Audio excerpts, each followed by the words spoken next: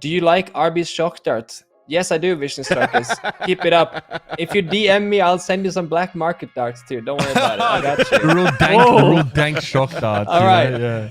Like the best on Sova out of anyone in this tournament right now.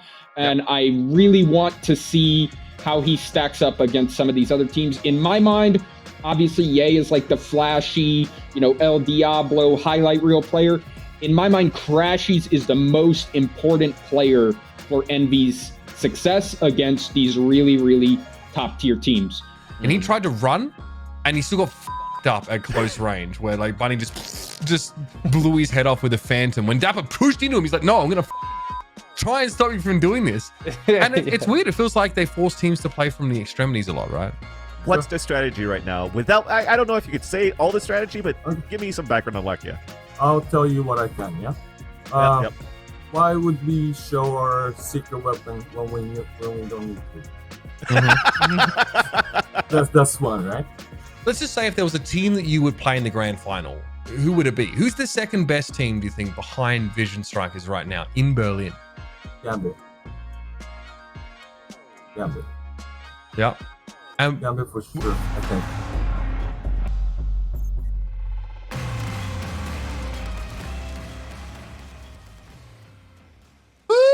What a day of Valorant it has been, and of course, that's why we're here, right? Imagine us running the show in the morning while the game's going on. That's not a smart way to market a show, is it, guys? No. Instead, let's fucking do it after the games. But we don't quite know exactly when that is. So now us three turds are sat here like waiting to start based on the results of the games. We're here on time though, and that's brilliant. So great to be here. I'm Mitch Leslie, of course. I'm here with Van Silly, and of course the strategic coach from Fnatic. It's Ender. What's up, bro? Thanks for joining us, man. Yeah, of course, man. Always nice to hop on the show. Glad I could fill Ryan's shoes for the night. Absolutely. Already sporting the Fnatic gear. I gotta represent, man. Dude, that pipeline is quick. Yeah, I mean, EU gassing themselves up, right? I mean, they did it before the Masters. They're going to do it after Masters. They're going to forget. But inside, they fucking know that NA is superior. That's why they brought NAs in, all right? I mean, you don't sign a strategic coach from NA unless you respect our region's capacity to play the game. I'm just putting that there, guys. We are, we're very deep right now in Masters Berlin stuff. It's been an incredible few days of games to watch. Luckily, I mean, for NA, the time zone has been really friendly, despite the fact that it's been in Europe, and that's great. So we're going to go through what we've seen so far in a bit more detail in just a moment. But Vans, before we jump in, what have you been up to, mate? You've been busy? I mean, you had like a mountain of VODs to go through, huh? Yeah, just watching these. I've been trying to watch him live every single day, so I've been changing my schedule, waking up at 8 a.m. Eastern, go get a coffee, just sit on my couch, watch the games on the Valoranting channel, and even watching the Plat Chat YouTube co-stream, and then just watch VODs again, sleep, wake up, rinse and repeat for the last 7 days. I've been glued to this seat. It's been fun. Yeah, I mean, look, three best. What is it? 3 best of threes a day, right? It's not too much, but it is a lot. It's enough to keep you pretty much stuck to the games, unless you have stuff you have to do like raising children. But let's talk a little bit about the event itself, right? Because I have to say the stage is sick, right? They are. I give credit to Riot here because they're getting a lot of value out of this sort of AR setup. And I wondered what they would do to replace the spectacle of a champ select in League of Legends, and we kind of got the answer, right? The walkouts have been, pretty good. There was, I think, one of them was hilarious. I don't know if we have footage of it, but is it the Bankai one? Yeah, no, it's I think it was Zoms just giving him like a side eye. Someone like he's just cringing at someone. But I mean, this looks really sick. Obviously, I think there's a lot of AR sort of weaved into this, but just in general, the light show is really impressive. Again, I think with these events that don't include crowd capacity, you have a lot more freedom, right, to create an experience like this. But I gotta say, man, it's a home run for me. Yep, I agree. I feel like this was like probably a plan of what they were trying to do with Iceland already, because if you look at the lineup or how the stage was set up, and when you have the overhead view before the players walk out, it's like the same shots. But maybe because it was like the MSI event happening just like a couple of days before, maybe you didn't have enough time to like integrate the whole system of the AR, that wave that comes out. The lighting was super cool. I really enjoyed it, man. It was definitely captivating from the start instead of just watching guys walk out. It's a unique challenge, right? And it's because you don't really have an audience you can't use the audience for shots, right? You kind of have to create the whole spectacle within this space alone. I don't know about you, but I love how in map select they're just rotating around, and obviously, yeah, there's a That's tech fucking ball sick. screen. I mean, fuck me. And I think this is the Acend game, but I think Jesus, who do we have all the tech? Was it Sentinels? What team had like ridiculous tech pauses? Well, I Everyone? think No. yeah. For the first 2 days. Like... Well, okay. I'm glad you guys bring that up. Yeah, there was a. We'll talk about the later on in detail, but there was like a sound problem, which I don't think has even been resolved, and I think that the teams are actually just cracking on with the job, even like in spite of that. So good on them, but also kind of cringe, to be honest. Anyway, here's our map. So yeah, this is sick, man. Like, so the maps they select get shown up in red. It shows who's attacking on it when. Yeah. Players can't see this, obviously. This they is don't have all right up my alley. It reminds me back of the event that we had. I think it was the We Play one over in Europe, where they had some AR with agent select. Yeah. And this is just like the next way more polished version of that. It's super cool to see. I feel that even the AR was like stepped up from like the Latin America finals too. Whenever there was like the agent select, you saw like the sky popping off. Whenever they pick sky, you see our movements and stuff like that too. So to see that integration already for Latin America was like, oh damn, that's cool. But then you see it on this stage where it's like a little bit different because you're looking at the maps, and as you were mentioning, Uber, it's like the purple ones were like what's still available to be picked or banned. The red ones for whatever was banned. Then you light up the ones that were picked, and then showed who was playing on attack first, who was playing defenders first, and then even on top of that, it lit up on the side of the stages of like the team that was starting on defense was written defense on one side. It was really good stuff, man. Like I know that the people in production, like Ian, Jason, all that, when we were watching Iceland, was like, how can they make this a little bit better? How can they make this a little bit better? I'm pretty sure that now that you watch it, they're going to be a little bit. I'm pretty sure they're a little bit happier to see how it was produced. Even the Z finisher was projected in real life as well. So sick. I think it was just the Z finisher, right? I think that obviously, like, there's a lot of marketing going around with the skins, which I mean, I think I have to disclose. The SEC will come for me. I bought the skins straight away. The bundle, the whole fucking thing.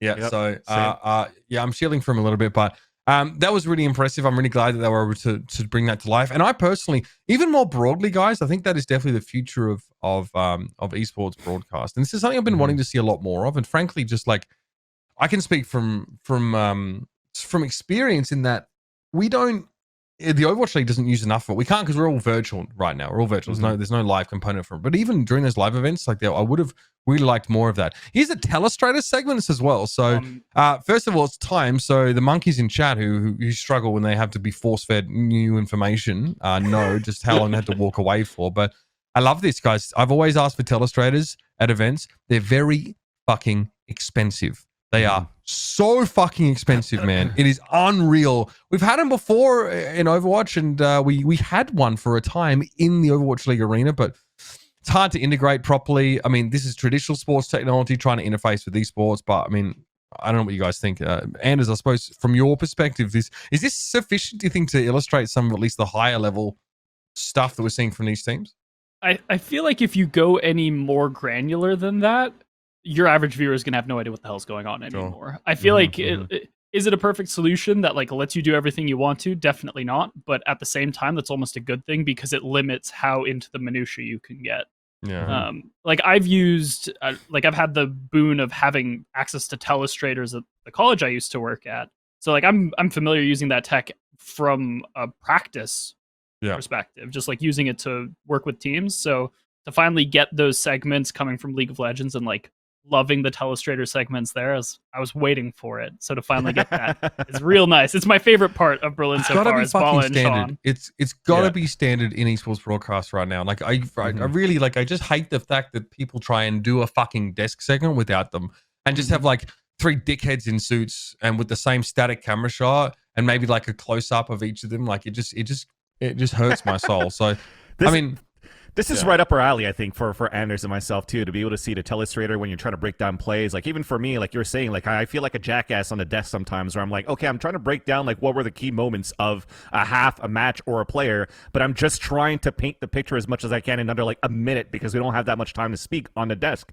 So being able to have that telestrator is actually quite cool that they're doing these breakdowns, like, into half times of, like, one key round. And I think Bala and Sean Garris have been doing an excellent job at doing so. And you also see the evolution of that telestrator, because I think on the first day they were using both screens. It was like panning left and right from the overhead view to like the main video, play and pause, and I think it got a little bit too confusing. So as Anders was mentioning, I think you want to try to make things a little bit more simple. Start with the overhead view, explain what you're about to see in real time after in terms of when they're putting these videos out, and then you get to start understanding a little bit more like the intricacies of how this game's being played. And it is super important, man, especially for tactical shooters. It's a huge plus. I definitely need a timer if Vans ever gets his hands on a telestrator. Oh my god. So here's what I was about to say. The timer that's there and the timer that you have, Uber, you have a leg up, because I don't know how many times Sean Gary's fucking passed that timer, dude. Yeah, I know. I mean, I have even less time. Let's talk about these, some audio issues, right? Buzz, obviously, psycho jet player, talking about some audio problems. So we saw some weird stuff where he just sort of dashed out with his knife and couldn't hear any footsteps in the game.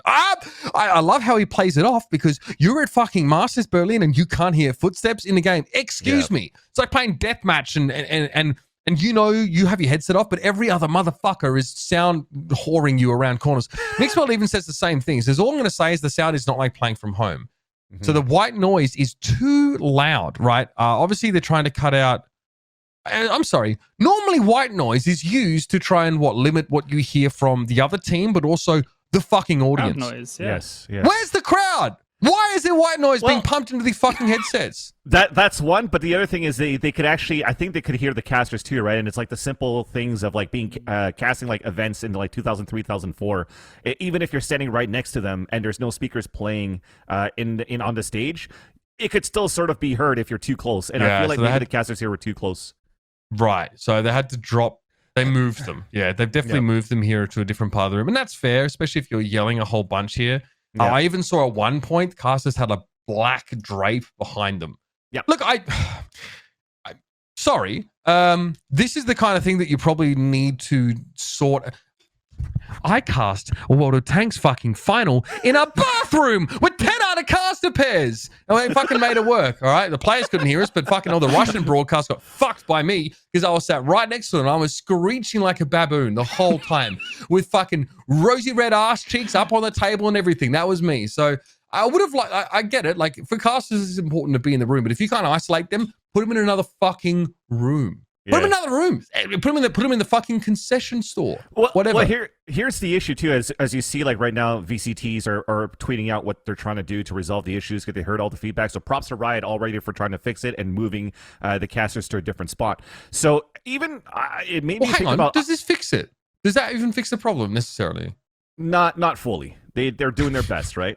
I mean, when you're trying to fix stuff live on the spot too, in a live production that's already everything's been set and tested at some point, it gets really hard to like try to reorganize everything on the fly because that's gonna look at rewiring issues, retesting and stuff like that too. So there's more that comes to it. But I think the main issue, it's not really because of the casters, but it's because how the setup and the audio is being mixed, right? Also, So what about the balance?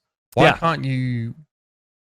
Sorry, but like, so when I've used a system before. Basically, we have white noise set up in the old Blizzard arena, and we use that setup as players. I was a player for like the stupid talent show matches. And those systems at least allow you to adjust the level of white noise individually. Now, you're told not to with them too much, but normally players want to have control over their white noise level because they're blocking out crowd. They can't hear casters anyway, so it's not like if you drop your white noise, you can hear cues from casters. It's not like you can be sneaky about it, but.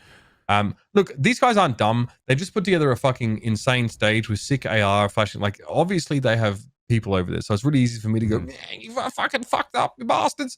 And obviously I'm not there, but that is obviously, you can't risk compromising the ability of the players to play the game. And this is what Hiko said about the noise problem right now. So you be the judge, ladies and gentlemen, if they've really gotten to the bottom of it. Roll this tape. Years. Yeah, the audio still isn't great. I think for the future, they should definitely allow in-ears, and I think that would fix a lot of the problems that we're having. I don't think the sound is fixed. I think it's still not very good, and I think they should have allowed in-ears going from Iceland to this tournament for sure. The sound quality on those headsets themselves just are bad. And then added into the fact that there's white noise pumped into it, and also added into the fact that our comms are actually ran through, I don't know what. we don't have access to even changing our own individual levels player to player. So like if Steel is really loud and Ethan is really low, you have to tell an admin to basically like, okay, let's put Steel up 10 more percent. Let's put Steel up 5 more. It's like, okay, yeah. So all right, so some reasonable concerns there. I think look, sorry, but this has been done in Counter-Strike for years. Okay.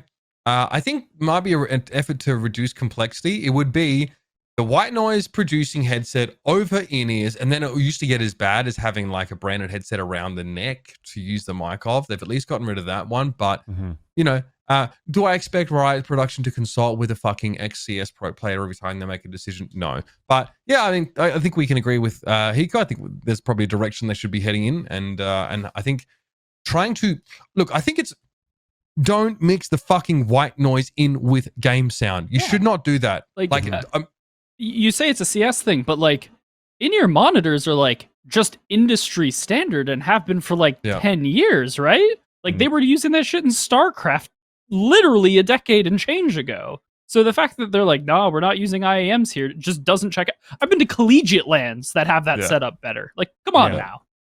Well, StarCraft, they had booths. No, I'm just kidding. But yeah, it did make me think though. Well, when I went to stages for like WCGs and stuff like that too, and I stood into those booths in StarCraft, you could still hear the outside, right? But they still pump the white noise within that room and not necessarily through your headsets, which is why you always see them just wearing earbuds or whatnot and nothing. Yeah, I just think having it in the same mix as your game sound is a really dangerous game. Totally agree.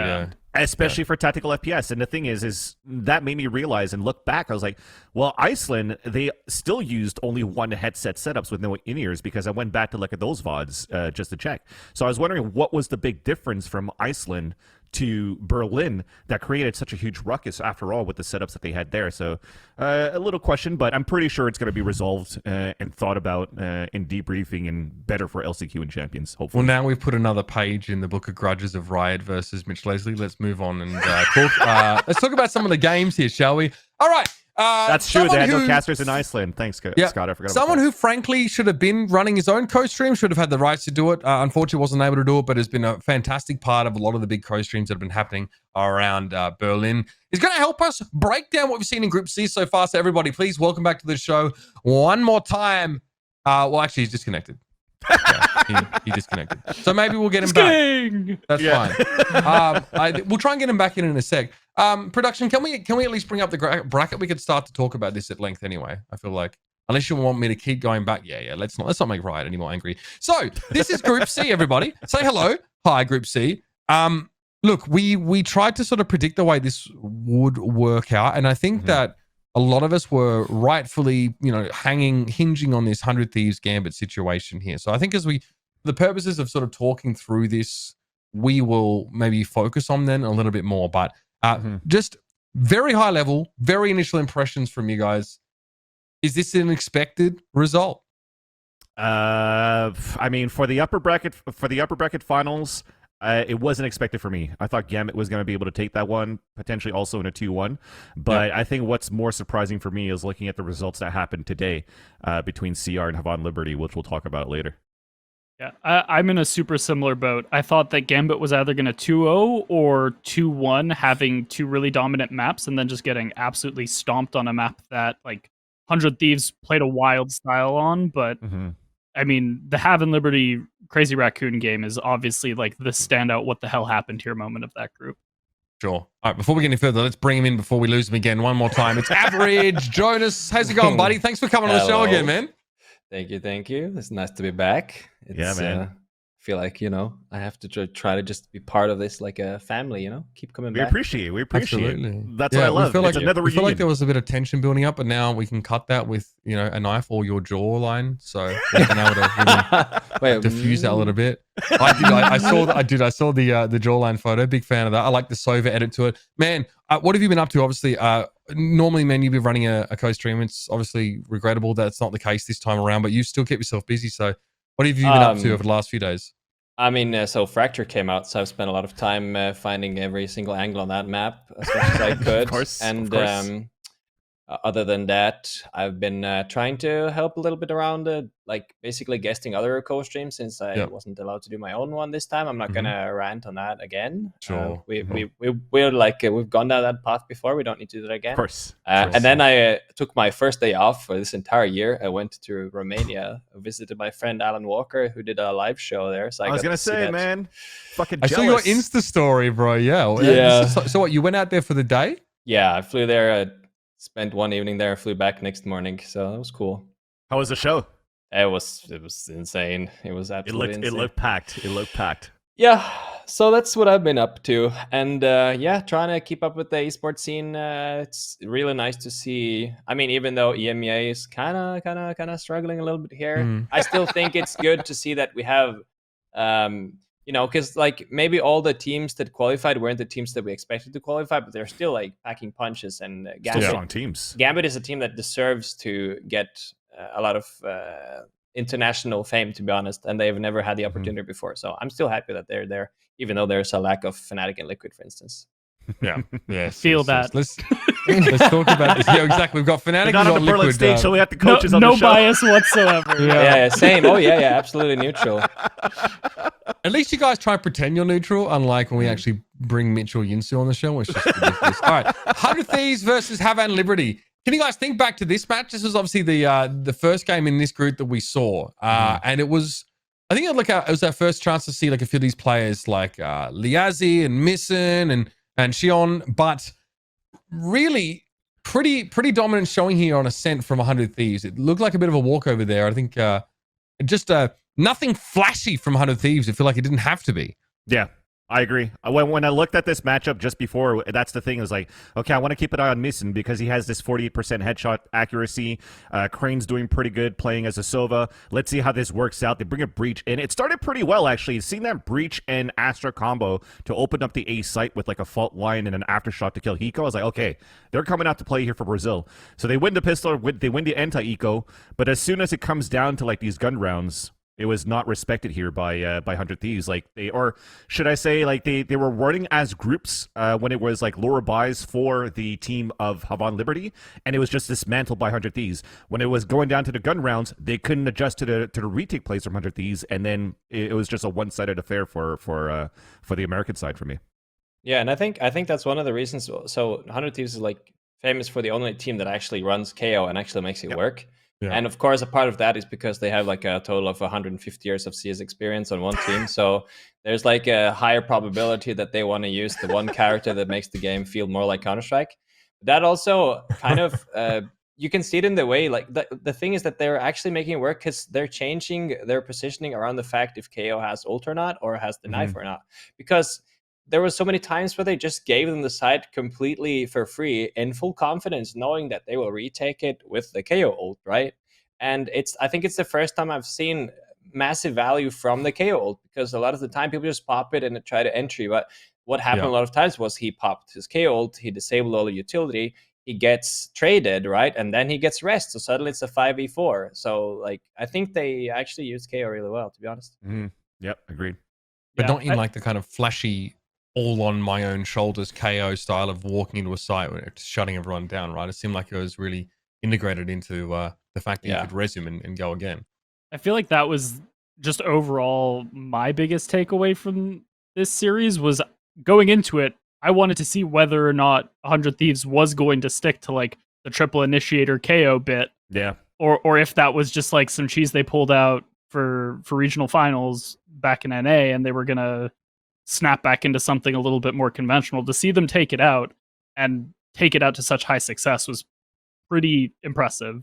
Yeah. The fact that we could expect them to carry that forward even further is going to be interesting, because I think that of all of the comps at this event, that's the one that stylistically diverges the most from what people are used to and has the most upset potential against like teams that you might consider better than 100 Thieves, as few of them as there are. Oh my God. And that was the other thing too, right? Because we talk about the experience of 150 years in Counter-Strike, but it's also like the good old tagline of Hiko, are you kidding me? Can he bring that back onto line with his clutch success that he's been having right now in this event? Just in the Havanan Liberty matchup was like, that was a clean one. But of course, once we get later on to talk about them in Gambit, like it was a highlight reel for sure. And I feel that for 100 Thieves on this map, Again, I have to give it to potentially the sound issue that was happening at the beginning on the first day, because this was still day one of the matches. So you would notice at the beginning of the game that Asuna is just running nonstop in front of A main, just going left and right, being like not even a turret. He's literally just being like a Terminator, locking into anything he sees and just shoots them out because they could take advantage of not the sounds not being heard by their opponents. At least that's my take. I do like that Havanan Liberty was able to come back slightly into this game once they realized, okay, well, let's just work as a group. Let's work with our comp. Let's play the easy mode, double wall implant. But once 100 Thieves realized that you don't have any push and pull rotations anymore from the way that Havanan Liberty are attacking on their attacker side, then that's where 100 Thieves were able to punish on these retakes and the flanks too. That made it very difficult for the Brazilian team to take control of. Good start here for 100 Thieves. Sorry. Look, I think showing up against a team of like really strong individuals, but this is what 100 Thieves are pretty used to, right? I think NA is also a region that has like a bunch of really good individuals, so playing around that aspect is just always going to have to be something you deal with. So Gambit lost 2 rounds against Crazy Racoon in that whole series. Oh my god, an absolute flogging. Geez. They got dragged into the town square and got hit with the cat and 9 tails. Holy moly! Let's talk about that, or whatever there is to speak about here. Yeah, Gambit's real good, man. Yeah, they are really good, and it's funny because like I feel it's that team that's just been so close every time to get onto like the international stage, but kind of like fall on the final hurdle. So I'm like super happy to see that they're finally getting the recognition they deserve, especially being a lot of young players that have like a long, bright future in esports as well. And I mean, we have to talk about Nats, right? I mean, come on, man. He's already becoming one of the fan favorites. He's the thing is, the thing about him is it's not flashy. It's not flashy at all. He doesn't do anything flashy. He just delivers straight up like solid gameplay. He's not out of position. He rotates at the right times. He's exactly where he should be, but it's not like, you know, they jet dash into a 360 no scope kind of like. It's the Cypher that has the trip bars in the right place. He plays like he's 30, but he's like, you know, half that age. You know what I mean? Yeah. I find that it's like so a boomer cool. brain, but there's like a zoomer sort of. It's a game sense. It's a sick game sense. He's able to do a lot, right? How Good do timings. how do you think he comes by this for someone his age? Is it just his natural aptitude for understanding tactical shooter theory?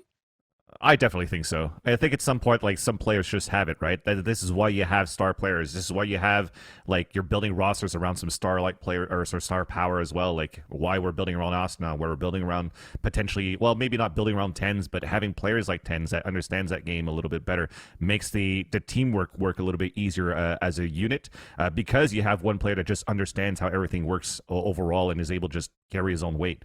So I think not only for Nats, I just think that Defo is another one that definitely stood up, not necessarily to the plate, but it's, you know, I haven't been watching a lot of Gambit, so just to be able to see them at their master stage and see how they perform is actually really nice, and they're definitely a team to look out for. Maybe it's not with the results that we'll talk about later on with 100 Thieves, but they definitely had the potential that Average Jonas is talking about. Yeah, for sure. And I think also one thing that's interesting to me about Defo especially was that when I was watching the EMEA qualifiers, he looked a lot more rusty. He was missing a lot of operator shots. He didn't like quite find his comfort, but then he freaking woke up, man. So some of these freaking no scopes, and I don't know. It looks like he's playing an arcade shooter or like playing with the operator before the nerf. Like, I don't know if maybe he didn't get the nerf on his client. I don't know. That's where I was sad too, man. I'm watching Crazy Racoon. I'm like, oh man, like, you know, we had a Thierry interview with Neth whenever they didn't pull out a single map in Iceland, and then now they lose 13-1. I was like, oh my god, man, please don't let this happen again. Like, I was just rooting for Crazy Racoon to at least just get like a map and make things a little bit competitive, just to like help out the scene. Because look, give props to the Japanese scene as well. The amount of viewers that tuned in to watch that matchup, the scene is booming over in Japan. There's great support for Crazy Racoon, and also for their compadres of Zeta Division at the same time, and there's a lot of love. So just to see, I just want to see some good results coming out, but I unfortunately didn't see it in this first series. Yeah, I think a very slow start for them on this land. It gets better though. It gets better. We'll get to that. But I think we need to talk about what is definitely the centerpiece match of this particular group. I predicted Gambit to win this one, and I said it would probably be in 3. I don't know what it is. If I maybe just didn't really believe in 100 Thieves, maybe I just knew that they were like a little Scrimbucks, was it? Maybe. I guess I knew Gambit was so good, but what an incredible series. Let's start from the beginning, though, because it was an inauspicious beginning for 100 Thieves. They're playing KO here on Acend, and I mean, Steel, I think this is like some of Steel's really only kills in this map. Oh, we had to show that. The run and gun, man. The running and gunning in this round too, man. Like Defo had a sick fight, like a 4v1 clutch and aced again on top of that, where, you know, I think 100 Thieves just delivered that onto a silver platter for Defo to be able to clutch that. Like all the, look at all these individual peaks, and then forcing the hand here on Defo's side. Like I feel that for this first map for Gambit, they were prepared to play against 100 Thieves on this map. They just understood, as you know, Jonas, you were mentioning before, how Steel is really good at using this KO knife against their opponents of Havanan Liberty on certain maps. They understood how Steel plays it on this map for Acend, and I don't think Steel was able to get a lot of value out of that KO knife, and I'm pretty sure they understood how 100 Thieves rotated off the information or non-information they were getting. So it really looked like Gambit was fully prepared to get the series when we watched this first map to even win it to that 2-0 and get that Gambit victory.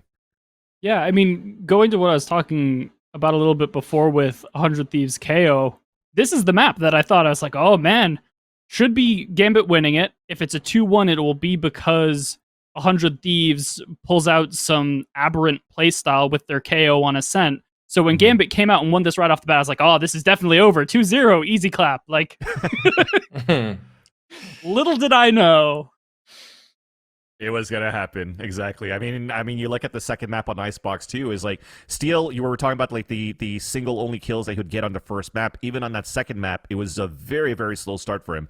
If I'm not mistaken, he was like a 1-6 or 1-9 at some point at the end of the first half, and he just wasn't landing his shots at all.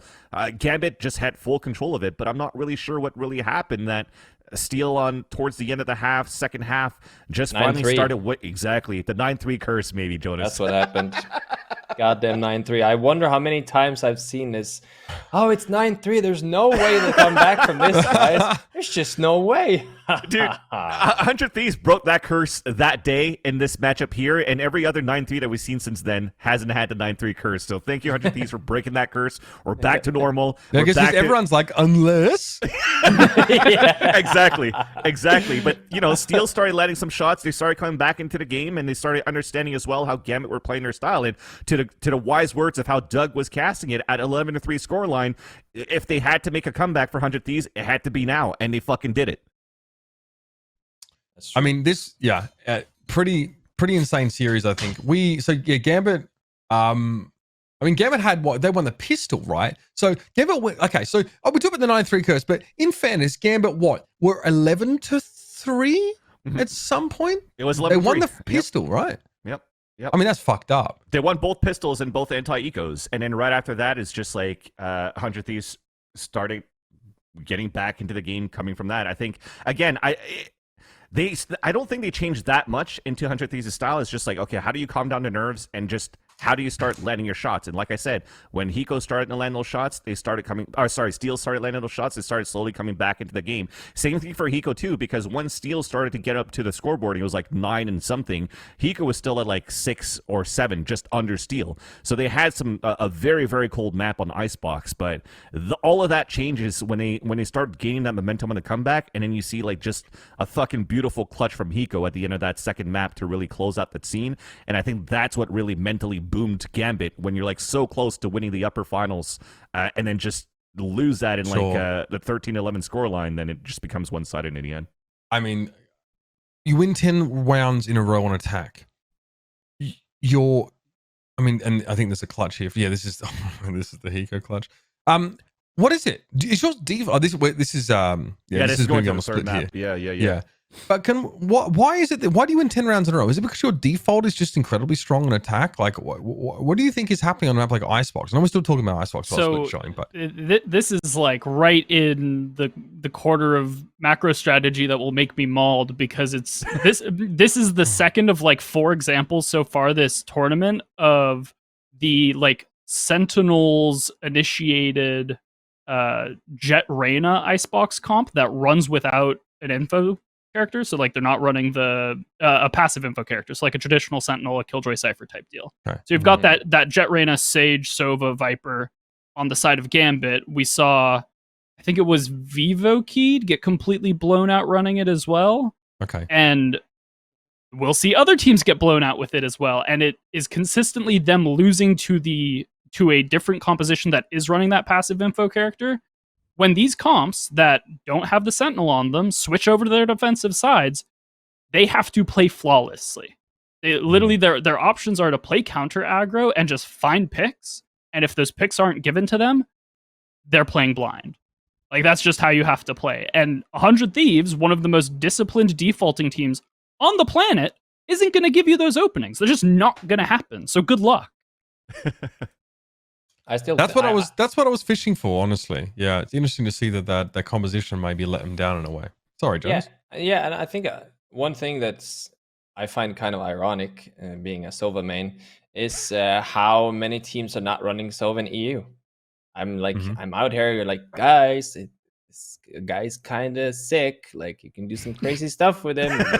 And then my favorite part was when there's this meme of Gru from Despicable Me, where he has this signboard, and it says something on the board, but he doesn't see it, so he doesn't know that it's something else. Yeah, he doesn't see the third thing on there. Yeah, Liquid Valorant had that one as a meme. They were like, sign one of the most exciting Sova mains in the world, and then on the board it says, "Don't run Sova in your team comps." And I was just like, wait.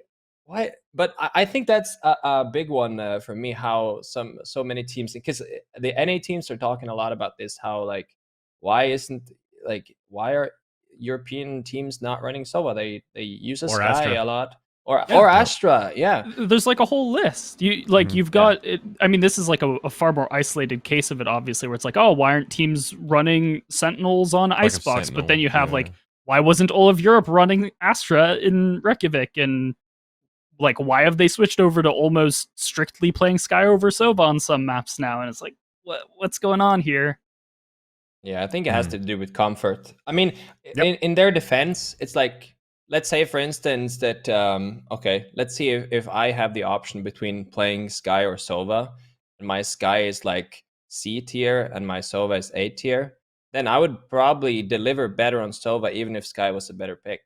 So I have a feeling that that's why here, that's like people have their comfort picks, but it does create a problem, because on the very highest tier, like the further the game develops, the more years the game, like you can't really afford to be a one trick. You can't really just be like, nah, but I play this character better, because then another team is going to have a slight tactical advantage at some point, unless you manage to play around the fact that you're choosing a different lineup, right? Because it's the same, like you see Fanatics with the Brimstone on Bind and all these kinds of, it does work if you play around it, but you can't just like have a bunch of one tricks forever. And that's also one of the problems, I think, in the Japanese scene, where a lot of the time they just have like one default lineup that they play with and kind of hope that it works.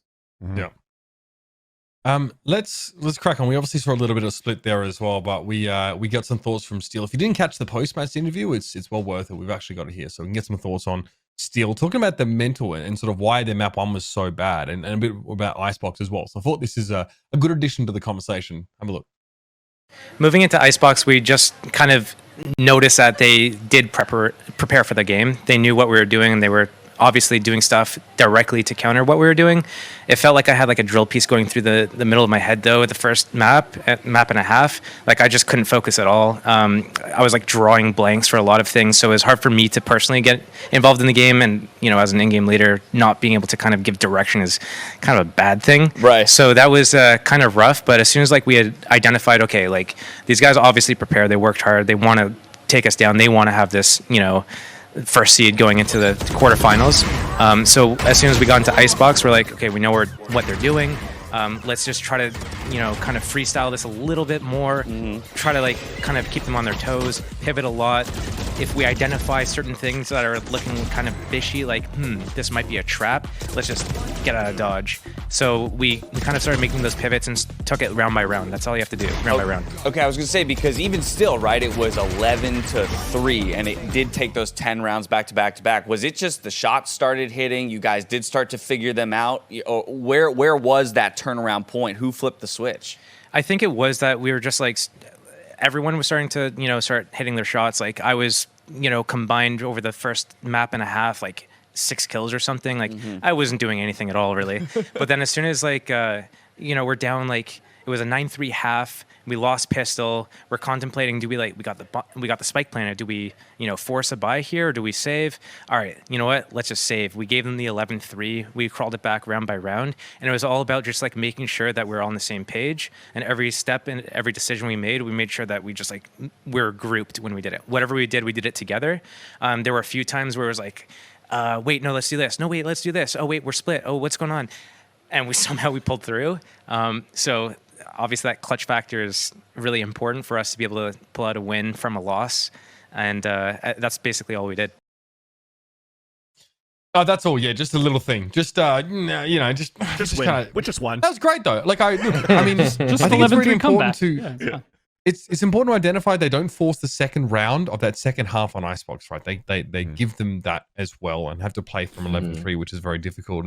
And look, still concedes that despite us being on the same page, there were a few rounds where we had to clutch it out. Now, that could be a combination of luck and obviously just having Hiko on your team and just individual skill is really important. But, look, I think that's why I really respect Steel, because you really get it. He's a straight shooter when it comes to that kind of stuff. He's not afraid to admit, if he's struggling or if his team's struggling there. So kudos to him, obviously, and 100 Thieves for getting through.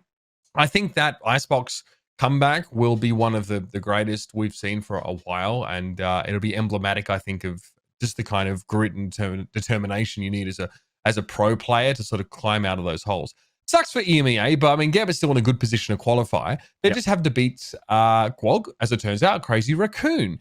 So we just had them play against Havanan Liberty in a best of 3 here. And after Crazy Racoon got stomped, I was pretty convinced that this was it. They would just fall out in 2 and it would be all over. But they just had a cracking match against Havanan Liberty this afternoon, and then came out on top, gentlemen. Wasn't too shabby from the Japanese roster.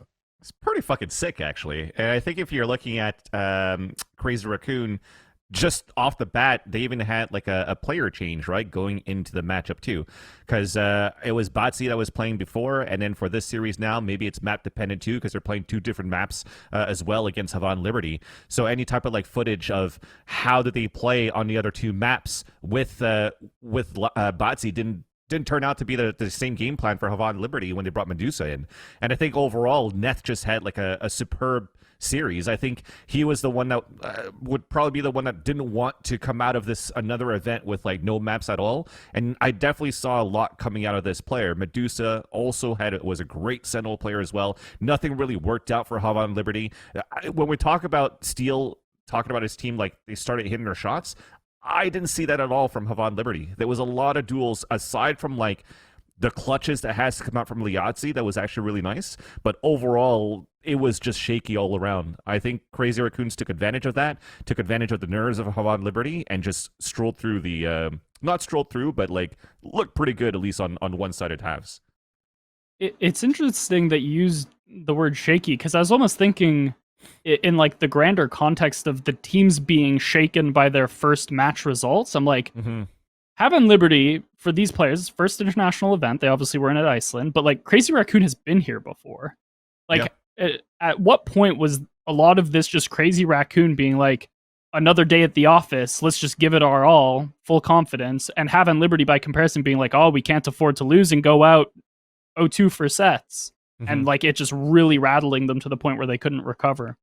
Yeah, I mean, it could be a little bit of that, because I also remember the interview the Crazy Racoon did in Iceland, where he was. Did you remember that when after their loss, they went out? It was so touching to see him sorry to all of our fans, we'll come back stronger. But so I'm wondering, like, what's the balance between how much does that fuel your urge to win compared to how much does that make you afraid to lose? Because that's like a big one. It could go both ways, you know, because in one sense it's like, oh, that's you know, we lost, but we're so excited to come back and win the next time. But on the contrary, you could also create like an extra like false pressure on yourself by telling yourself that you didn't do good enough. Yeah, no, I agree. I even when you're looking back at that first map for Haven too, it's just like Neth, like I said, he looked like a player that he was destined or really wanted to win. Like these rounds where Munchkin off a plant, they're pushing in towards spawn. This round, actually, like I was going to talk about that. Yeah, this is actually a pulse plant where they're using Net to go back towards spawn and look in the front B to actually see if they could cut rotations. But he doesn't push just to watch from sewers. He goes all the way back towards mid just to make sure that that stopped. Look how far pushed up they are here on these pulse plant situations against Havanan Liberty. Instead of playing like that, okay, let's play towards the technical spot of sewers, graffiti, and down towards hell. They just want to be out there and fight Havanan Liberty right away, understanding that, you know, there's some sense that they have to avoid these flashes from Crane, but they played it really, really nice. And especially for a roster that's been running double initiator with flashes from Breach and from Sky, I didn't see too much of that utility come out from Havanan Liberty either to have these successes on these retakes. I agree, but I still think that they're gonna get hit by a Russian train pretty soon. Oh yeah, yeah, that's a possibility. That's like, yeah. When you take 2 rounds, the first go with them, and you have to play them again, it's one of those. Yeah. Next time we can take 4 rounds. Yeah, it's like what degree of improvement is realistic to expect? I think there's the agreement here that like the Gambit are just a different level to this. This is not even in the same postcode as what, you know, they should expect from a Gambit gaming rematch. Yeah, one could say they're not even on the same continent. Fucking guy. I love it. I'll see myself out. Oh my god. It's implied. But I mean, the thing is fucking implied. Are you a dad by any chance? Just checking. But anyway, I think that Gambit is a team that is. I feel like Gambit and 100 Thieves in a lot of ways have similar playstyles. Like, it's not too flashy, but they're really good at not giving their enemies an inch to work on. Because some teams are like super flashy, they'll do insane plays, but like let's say like F4Q, you know, with Bunny, right? With the satcheling from one half of the map to the other, and sometimes that just looks insane, and he wins or loses you the round with those entries, right? Sure, looks very flashy. And you'll never see Gambit or 100 Thieves do something like that. They're like that. That's a gamble for them. And I think, or you could say a Gambit for them. Anyway, but I think that as soon as Crazy Racoon play against Gambit again, now obviously they have to identify what went wrong. Why did we get 1 point per map and not more than that? But I think that Gambit are not. I don't think they're gonna give them an inch again. I'm sorry, but like, they're so solid. They're literally still one of my top picks to win this tournament. Copium, EMEA, like and so on. They're not, because they're so, I don't know, they're so composed, right? Gambit, and they're not flashy, and they're really well drilled. They're also not subject to this silly shit from other teams, right? Like, I feel like you have to beat them at their own game, right? You have to be more well drilled or more free flowing. They keep you honest. To sort of win. Is the way that I've phrased it before. Is they keep teams honest. Like, you just have to beat them straight up. You can't cheese them. Can't do anything fancy. Them bare knuckle in the snow, wearing nothing but a fucking loincloth if you want to advance. I'd love to see F4Q versus Gambit to see how they would play. To against the Bunny entries, right? Yeah. Because like, you saw what happened when they played Sentinels against Sentinels. Yeah. And the thing that Sentinels were not prepared for was exactly how much map control you get by having this freaking Bunny, right? Because like, a few times he kills it with a judge, and okay, well, I'm gonna play further back. Okay, well, he can jump in there. Okay, I guess I'm playing further back. And at some point, it creates like a little fear in the back of your head that it's not even the fact that he he does it every round, but it's inside. He's inside your mind. It's like he could be entering here right now, so there's no way I'm going to hold this offensive, which gives him a lot of free space. So I would love to see how Gambit. I saw would have dealt with Dapper that. tried to push into him in one round on the B side on split. It was like double cloudburst on like through garage is where he double satcheled, I think, and he tried to run. And he still got fucked up at close range, where like Bunny just blew his head off with a phantom. When Dapper pushed into him, he's like, "No, I'm gonna fucking try and stop you from doing this." And it's weird. It feels like they force teams to play from the extremities a lot, right? This is why I still think that Steel is like an underrated IGL in the scene right now, because when in that interview he said, okay, we have to dial it back and try to free flow a little bit playing against Gambit, and that's how they actually caught up. It's when you see that playstyle that 100 Thieves already brings out with like triple initiators or just bringing out the KO, you could already see that there's just so much rotation happening for this team on the defender side. Like Steel is gathering information or not gathering information from hitting people with the knife, and then he's able to rotate, get some heals out for Ethan. You use Ethan to go for the flashes and the retakes. You have Steel push out off the flashes too. So it's very, very dynamic how they play, where you're still trying to learn like what is like a set piece. But when you're watching them play on this third map against Gambit, it's just like they just continue that same type of play style and just count it on, let's get our trades right. Let's just adapt on the fly and see how it goes, and it worked. Yeah, and I think that one important thing to think about is like Steel admitted that, okay, well, they have actually countered us quite well. They're actually reading our tactics. So, but that means that we can't really be predictable to what they've done their homework on. Right. And so, but then again, they play a comp that is really good at playing adaptive, right? They can play on tons of information and then make mid-round calls, which means that they don't have to, you know, because there's always like this whole discussion about how deep your playbook is. But let's say that they are like, okay, well, they have, after playing 10 rounds on Icebox, they kind of see where they get countered and how. So they're like, okay, so this is how they play.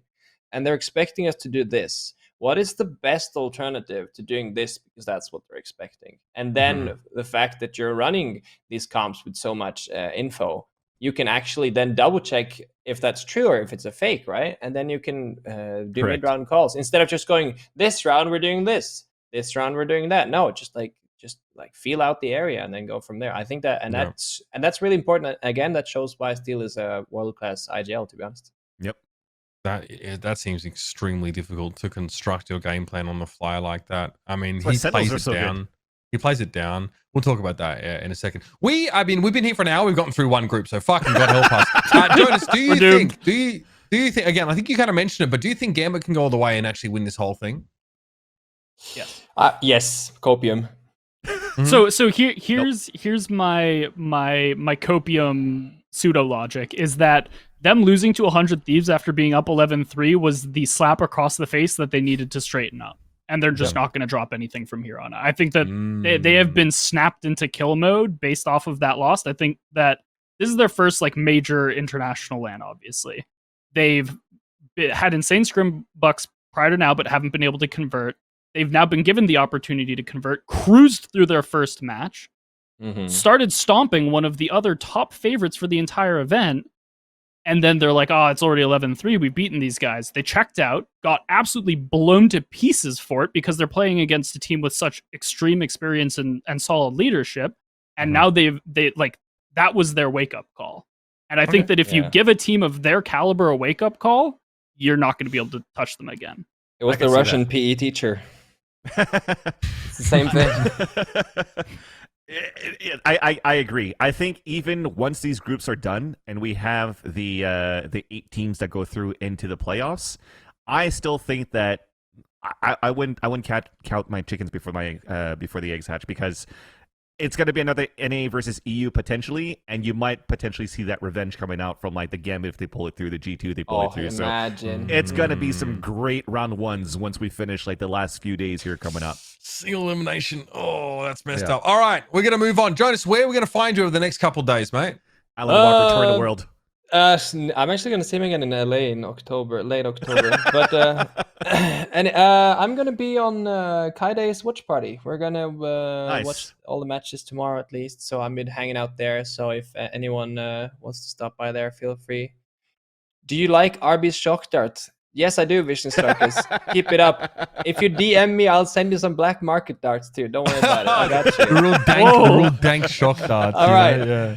But yeah, anyway, right. thank you so much for having me, guys. I'll be around. I'll be streaming, and I'll be making lineups and making people laugh. And yeah, I hope you guys have a good time.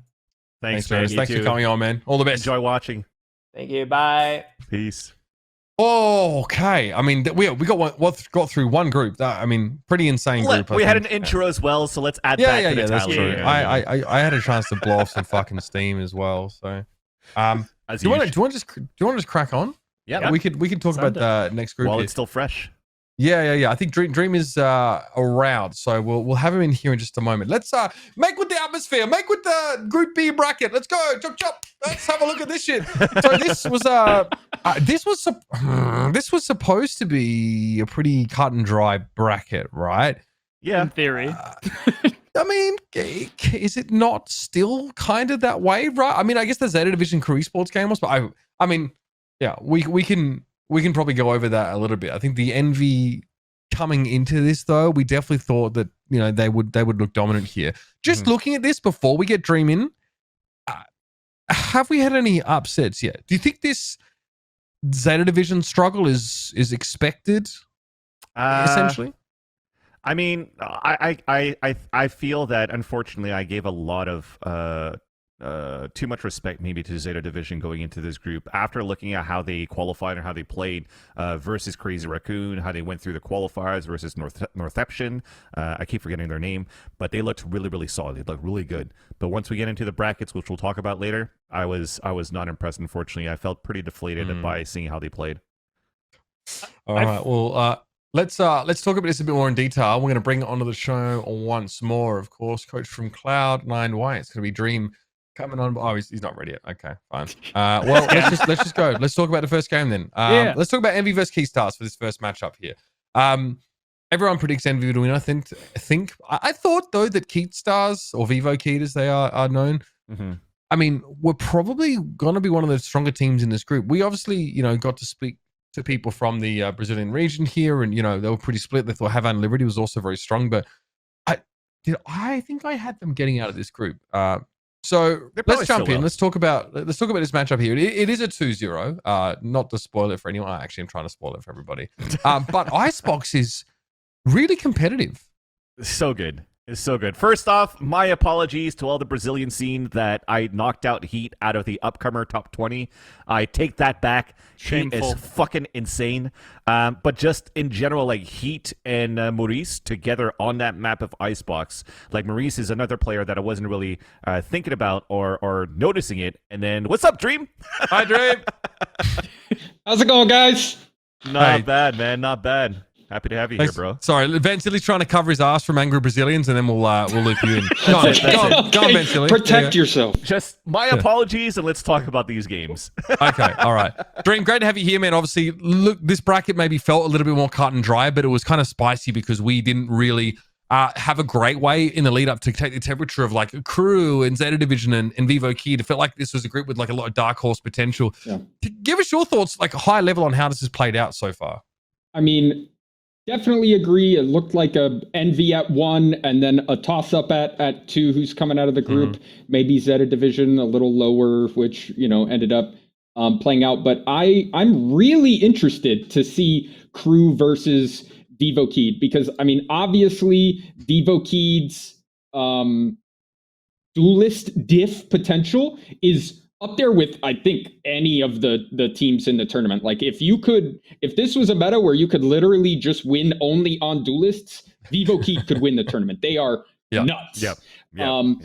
And then Crew, I think, also has some pop-off potential, but they have a lot more in-depth strategies, a lot more ability to enable each other as a whole group instead of just enabling the duelists. So I think that obviously it makes sense that Envy came out on top. They looked a little shaky, though. I'm not going to lie. I'm slightly concerned for the bracket stage. I think they'll probably do okay in the first round against most of these 2 seeds, unless they get unlucky and they're going to get either Gambit, Acend probably, or maybe G2. All of those are probably kind of rough matchups. Pretty insane, man. Pretty fucking insane. So they might even have a hard time in the first round. But yeah, I mean, I'm still relatively happy with Envy, and I would love to see Vivo Keyd make it, because I want to see their duelists. I want to see Heat up against tens or something. You know what I mean? I would love to see them be able to match up against some of the other superstar duelists, or Heat against Buzz or something like that, right? Like I would love to see those matchups. So that's kind of what I'm hoping for. And I slightly favor Keyd, because I think in the really big, like, must-win moments in a match, when you need someone to just step up and in an elimination game and will your team over the line, I see Vivo Keyd as having more potential for those, like, big moments, you know? Yeah. That's what Steel's saying too, right? Like, that 5k from Crashes was fucked up, by the way, on Icebox.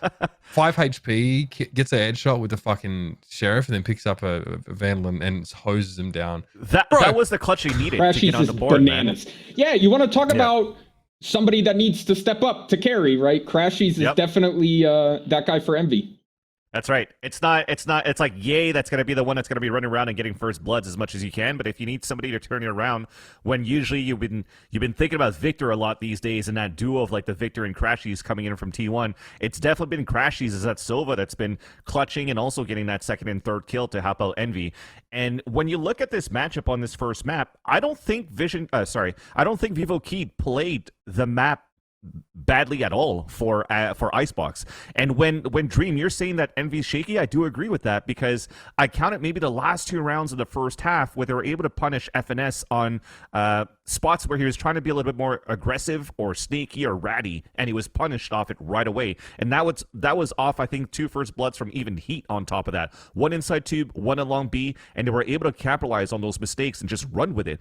But when it came down to that second half, really, Vivo Keyd still played that second half very well, but you then finally had like the way that you're executing for Envy. It looked like they were a unit as well on his executions of like, okay, we're watching the right angles to make sure that Victor can get the satchel charges with the showstopper into orange, use the satchel charges to get into faster quarters to get the plants down for the showstopper on his end, just because they don't have that sage to plant. So getting that type of like early control of the map for one side, then working towards the mid side after and pinching towards the site seems to be working well for Envy overall. And then Ye finally started also getting those first bloods, which allowed for them to win this into overtime. Yeah, he ended up having a pretty decent series in the end. And is this another example in Icebox of a team, Vivo Keyd, not playing passive information gathering there? Do you think that hurts them in the same way? I'm just going to say, look at the way that the OT rounds went. Vivo Keyd doesn't have passive info, and they couldn't get any sort of mid control, so they can't win attack rounds to save their lives. It's like the number of times that story plays out over this event is like genuinely sad to me. I mean, like, they didn't play a Sentinel. Well, okay, they played Sage, but you know, they didn't play like a traditional Sentinel in terms of like the, you know, like either Killjoy or Cypher at all this series. Yeah, right? and I mean, on Icebox in particular is where it's highlighted the most, because at least the way that I've seen it, like if you can solve mid on that map, that is the way that you add wrinkles to it, because everyone knows that Icebox plays super linearly. Like people plant with Sages, they're used to it. Like you're gonna hit full A, full B, whatever. Your ability to add sort of a bit of entropy via getting mid control is how you succeed or fail on that map. At least the way I perceive it. That's and how you passive info tools is the way that you maintain that control. So whenever I don't see it, I'm like, oh, well, this is going to be an uphill battle playing on hard mode for no reason. Do you feel like it's teams' attempt to break free of like the formulaic nature of the map, right, by adding the spice through sort of mid control to make it hard to be read? Do you feel? Yeah, I mean, that's ultimately what it is. Like, if we have a Killjoy turret on attack that spots our mid and allows our Viper to come up and lurk through mid to late round, like, that is the wrinkle that will stop A rotations and give us some extra sauce. What happens if we do the same thing, where, like, we put our Viper orb on the undertube pass, we put our Killjoy turret spotting mid, anyone can now creep up mid-round off of like a second or third fuel cycle, get up tube, contest kitchen. Like there's the weird flanky nonsense that's gonna break these generic setups. Or teams with like lurk tendencies, right? Like 100 Thieves would always try and make good use of mid there. Sorry, Dream, I realized I cut you off there. No. I mean, I just think that like we see a decent amount of teams playing the Jet Reyna on Icebox, and I think that in the qualifying tournaments to get to Berlin, that was a very successful comp, and I think in most regions that comp beat out the Killjoy comp. But now that we have actually made it to Berlin, that is not the case. And the Killjoy is being a lot more successful. I do think that there are some other things that you can do on T side to get mid control. Like you don't necessarily need the Killjoy turret spotting mid to be able to get a lurk up, right? It makes it a lot safer, but teams still find timings to do that and stuff like that. What was really interesting for me on this is obviously Envy skipping the Sage, which Mike's has been talking about, and we have two NA teams, obviously Envy and 100 Thieves, that are both Sageless. And people tend to talk about why that's really hard for your T side. And I think that they've shown that it's not really an issue for them on their T side. And I think it's more of an issue for them. And on this match against Vivo Keyd, it was more of an issue on their CT because they were getting abused in mid. There was a very high pace coming out from Vivo Keyd. They were doing mid B splits. They were doing mid A splits. And mid A is usually not a very good split. Not viable.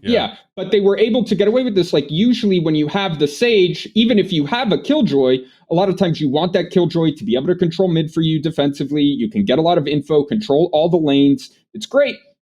But if people start abusing mid, you put your Sage there so you can wall something, you can throw slows so they can't run through connector into orange, right?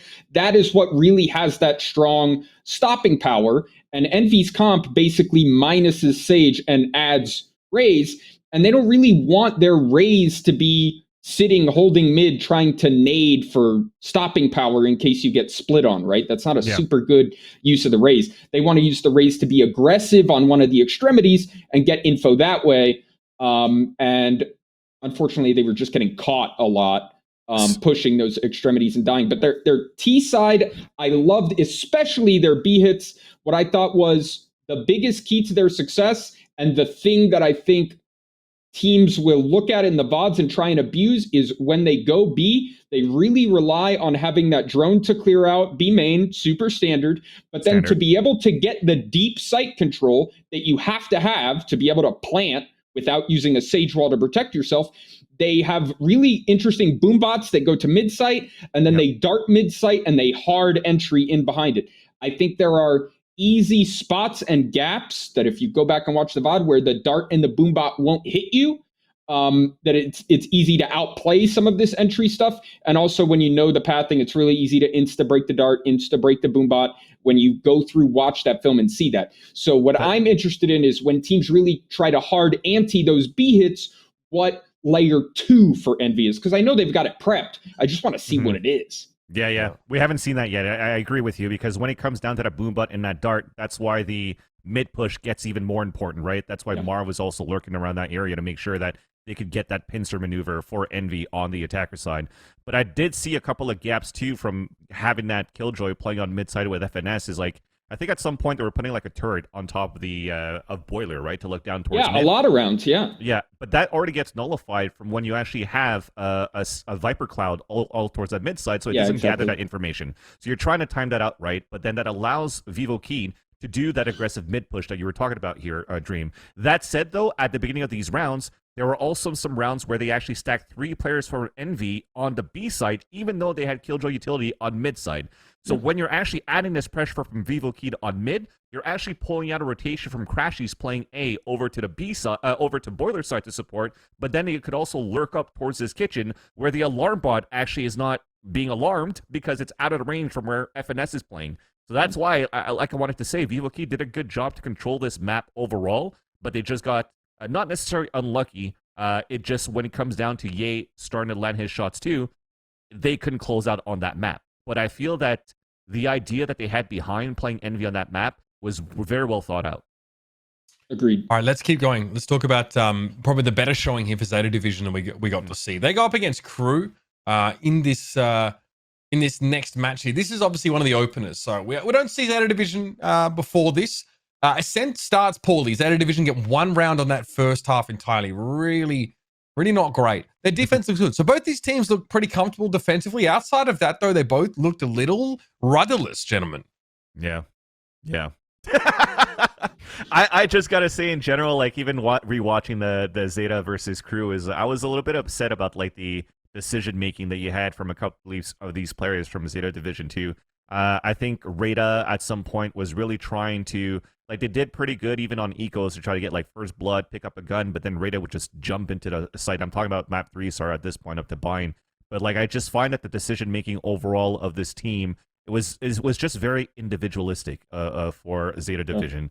And that's why I feel that I gave him too much credit going into this tournament, because the comp looks pretty decent, right? You're looking at a flash and dash here, potential with Pro and Rada. You also have this Aftershock and Gravity Well combination between Crow and Makiba, but that's already been seen before in Ascent, and they're still trying to use it, so they haven't really tried to evolve that type of strategy either. So when it comes down to people are understanding their play style on your defense, then it just doesn't really seem to work out in the end, and you take advantage of it, and it's like, okay, how do we adapt? And then it just becomes a little bit too puggy in my sense, where they're trying to take it over to like one player to try to do a hero round. Yeah, it feels like they have a bunch of, on Bind specifically, right? They have a bunch of support characters. They have double duelist. They can be enabling their duelist. They have literally like 50 flashes because they're running Breach, Sky, and Reyna, right? A little questionable to run double duelist and skip Rays on this map, but whatever. But even with all this potential for team play and setup and like doing the classic Bind push and pull, right? Where it's like, okay, they took some space, they can have that space, but we can flash and take it back. That was not really a thing that we saw them doing as a group, right? It really was like, we're going to have our own areas of the map, we're going to work, and we're going to try and make these picks happen. And when those don't materialize, we lose the round. And that's just not going to cut it at this level of competition, obviously. Oh, yeah. Okay. Well, look, I mean, I don't think it's a problem here for us to be able to, to see the demarcation between these teams that are, going to be in the top 8 and the teams that have been pushing and evolving their game style, and those teams that lag behind a little bit. This is a matchup where we see two teams that suffer a fair bit of uncertainty, that maybe some of their approaches are antiquated. Especially on the attacking side on these maps, right? Where the rest of the world is a little bit further ahead. We could talk more to this split map that we saw here. Again, I think that we get a lot of these run-on rounds. Go on, Dan. Sorry, I was going to say, like, Split was actually the map where I saw a little bit more from Zeta Division, where I wanted to talk about, like, cohesion and how they were using their abilities and how they were working as a team. It looked a lot better at this point here from how Zeta Division played. Like, they strung a lot of these rounds to start things off on the attack. They look very one-sided for them too. They really leveraged Laz with the guided lights to really take some early mid control too. I think it looked pretty good on that play style that Zeta Division was trying to bring into this game for that early mid control, trying to split from the rope side into either A or B and going from there. So that actually looked pretty good at that point. But then somehow it's just like whatever they're not comfortable with outside of potentially Split, that's where it gets, like, unfortunately not thought out, and it just looks very, very, very, very sad. Okay, we won't linger. And I'm not gonna lie, it looked like Crew wasn't super comfortable on Split as well, right? Not to take away from the things that a division did well, but that does not look like a strength for Crew either, right? Yeah, as is the case for many teams. Well, let's talk about this next series. This is Envy versus Crew. This is a qualifying game, and Envy are like licking their fucking lips. Like, oh, you mean we're going to be top 8? Yeah, buddy, let's get into the server. We start off at Icebox, and a pretty look decent half. It's like what, 7-6 half or like a 6-6 half rather. Yeah. So decent stuff from Crew on the attacking side here. I think like Nagzet shows that he's obviously able to challenge here on the Jet in general. So, like Envy don't exactly look like high achievers early on in this map.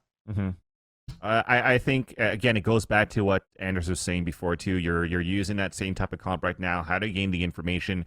If you do want to get it and you're using this Jet and Reyna combo, you're going to have to start seeing a little bit more aggression on their defender side to try to take control of that side of the map here on that A side, and then just use your Viper to stall on that B side. That's pretty much a standard way to play when you're watching Icebox these days with this composition, right? unless you're like Sentinels and you're just able to adapt on the fly with that composition and just make it work. But it wasn't. It was very convincing for Envy on that victory that they've gotten to. Yep. I mean, it's the same thing playing out. Gonna be like, don't want to be a broken record, but like over and over and over again, we see this stuff. And so like, my question, sorry, sorry to cut you off too, because if you guys are saying that you need to have maybe a little bit more information on like a Sentinel, like a Killjoy, or maybe even a Cypher sometimes that we saw Nats play on this map at some point, do you think that now do you sacrifice one of the duelists to bring another Sentinel in? Because again, if you don't want to play this map on Icebox on hard mode, then you might want to keep that Sage and that Viper in there too. So you're sacrificing a lot to bring in a Killjoy or a Cypher. Would that be viable enough, or do you have to start playing without that Sage wall composition too? I mean, I'll leak this little freebie of info in the in the lead up to Berlin. The mirror, like the head-to-head matchup between like because there's two comps that make up 75% of the overall metagame on Icebox. It's the Sentinel style Jet Reyna, and it's like the generic drop the Reyna, bring a Killjoy. The head-to-head in that matchup was skewed almost a full 6% in favor of the Sentinel comp. It was so dramatic that if a team was looking at statistics prior to this event and didn't move to that comp, like you need to learn how to count. Like I don't know how else to put it. So what? Yeah, so 56 to 44%. Right? Like, you're suggesting? It was that dramatic. Like it was genuinely that bad. I don't know. Like the people are looking at teams like Sentinels and being like, "Oh, they make it work." Yeah, it's because they have 10s on Reyna. Like like you can make it work when you have debatably the best duelist on the planet playing Reyna for you. Like that's why it's okay. If you don't have that, then don't like try to break the mold. Play. I mean, I don't have words, dude. It triggers me so much. The like we can phrase it as like playing it on hard mode or playing it on like easy mode or whatever. Like this has been a topic of conversation for many years in League of Legends, which is at a certain point you should choose the compositions that are easy to execute on because you're playing to a high percentage. If you don't have a crazy cracked duelist, just play to the high percentage. Safest. Yeah, high percentage. Exactly. That's also why I mean, this is also a reason why we get stagnating metas in some games as well, because pro players and their coaches, as you'll see, are attuned to the safest, most effective way, the lowest risk way of playing, right? That's the whole point of trying to find a way forward for your team. So I think that's, look, Envy over the course of this series, it's Ye is able to do a lot of work. I feel like often Ye is really able to punish like a lot of the little more sort of free flowing stuff or teams that just play a little bit looser on the edges. Like you see Ye's just finding so much early, right? Like Acend's a good example, right? Goes out to catwalk, just snaps one up there before anything happens. He's already sort of found a pick. And in many cases, it's also equalized the player scenario on Acend. I mean, Ye Crashies has a great map as well. I've always felt that Crashies was incredible sort of defending, B-side on this map, but he doesn't really have to pop off like that because Envy win 10 rounds on attack. Yeah, because now Crashies is having a great game because he's also like entering with Ye and just popping off crew. Like they were playing with, they were oozing with confidence. At some point where we think that Envy looked shaky on their first opening matches, I think now we see like, okay, this is the potential that Envy could bring with this composition, with the addition of Ye, with the addition of Marv, and how it could look so strong right now, how it enables Crashies as well, just to be another like fighting factor, not only a clutcher, but a person that could also support on these entries is actually quite nice to see. Yeah, and what really stood out to me is in the first half of Ascent, I guess the first half of the first half, like the first 6 rounds, Victor was having a rough time.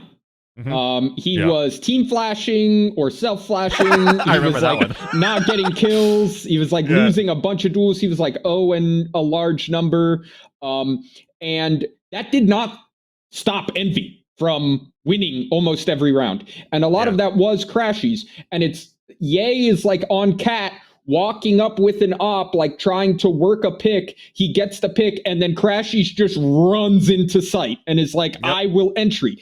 If Victor is having an off day, as the Sova, I can solo entry into sight while our Jet ops on attack, and that works. because Crashies is so confident and he can hit those shots. That's not something that a lot of teams can get away with when your single duelist is opping and your flash character is having bad timing or has died already in the round. But Crashies can step up.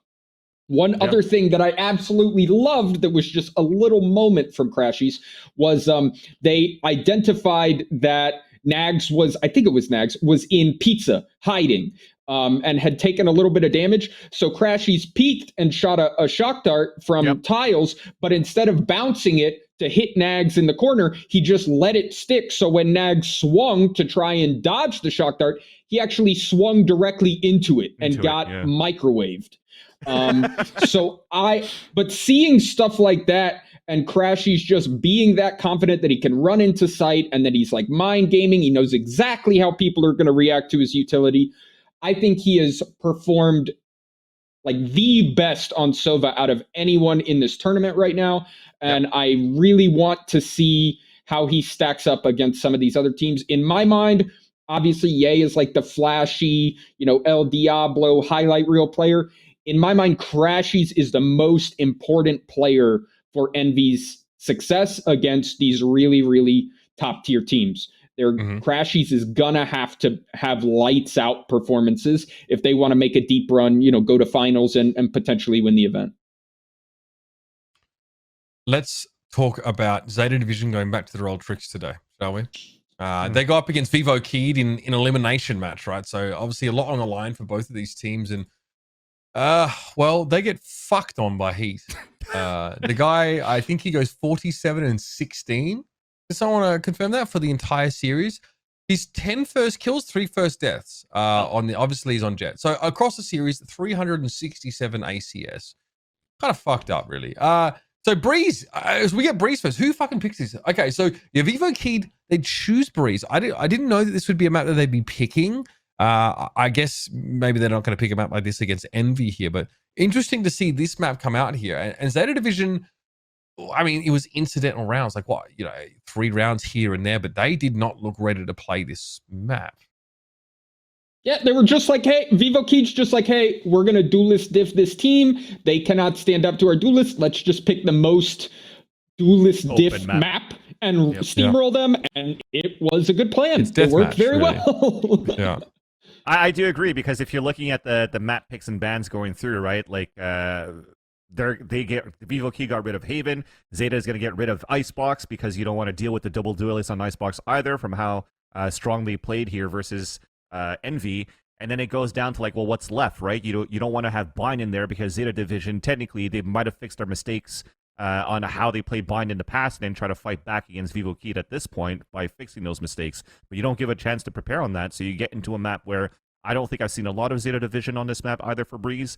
They bring a decent comp out of here, but it's really like just on Heat and Maurice just opening up as this. Yeah, was it really that cerebral from our friends at Vivo Keyd fans? Yeah.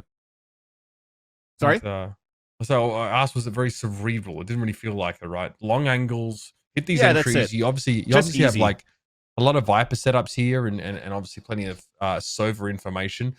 Laz is the only player that has a remotely decent map there. Sorry, excuse me. No, that's in the next map. We'll get to that one. It's fucking no better. So they play Split next. And so what was it? Breeze, Zeta got 3 rounds. And then again, it's just incidental rounds on Split. It feels like Zeta got served up 2 maps that they didn't really want to work with, but they fucking chose Split. So riddle me that. But that's it. When they played against Crew, Zeta actually looked decent on that map too, right? And I saw people in chat, it's like, well, it's also Crew that really didn't play that well. I think Dream, you agreed to that too.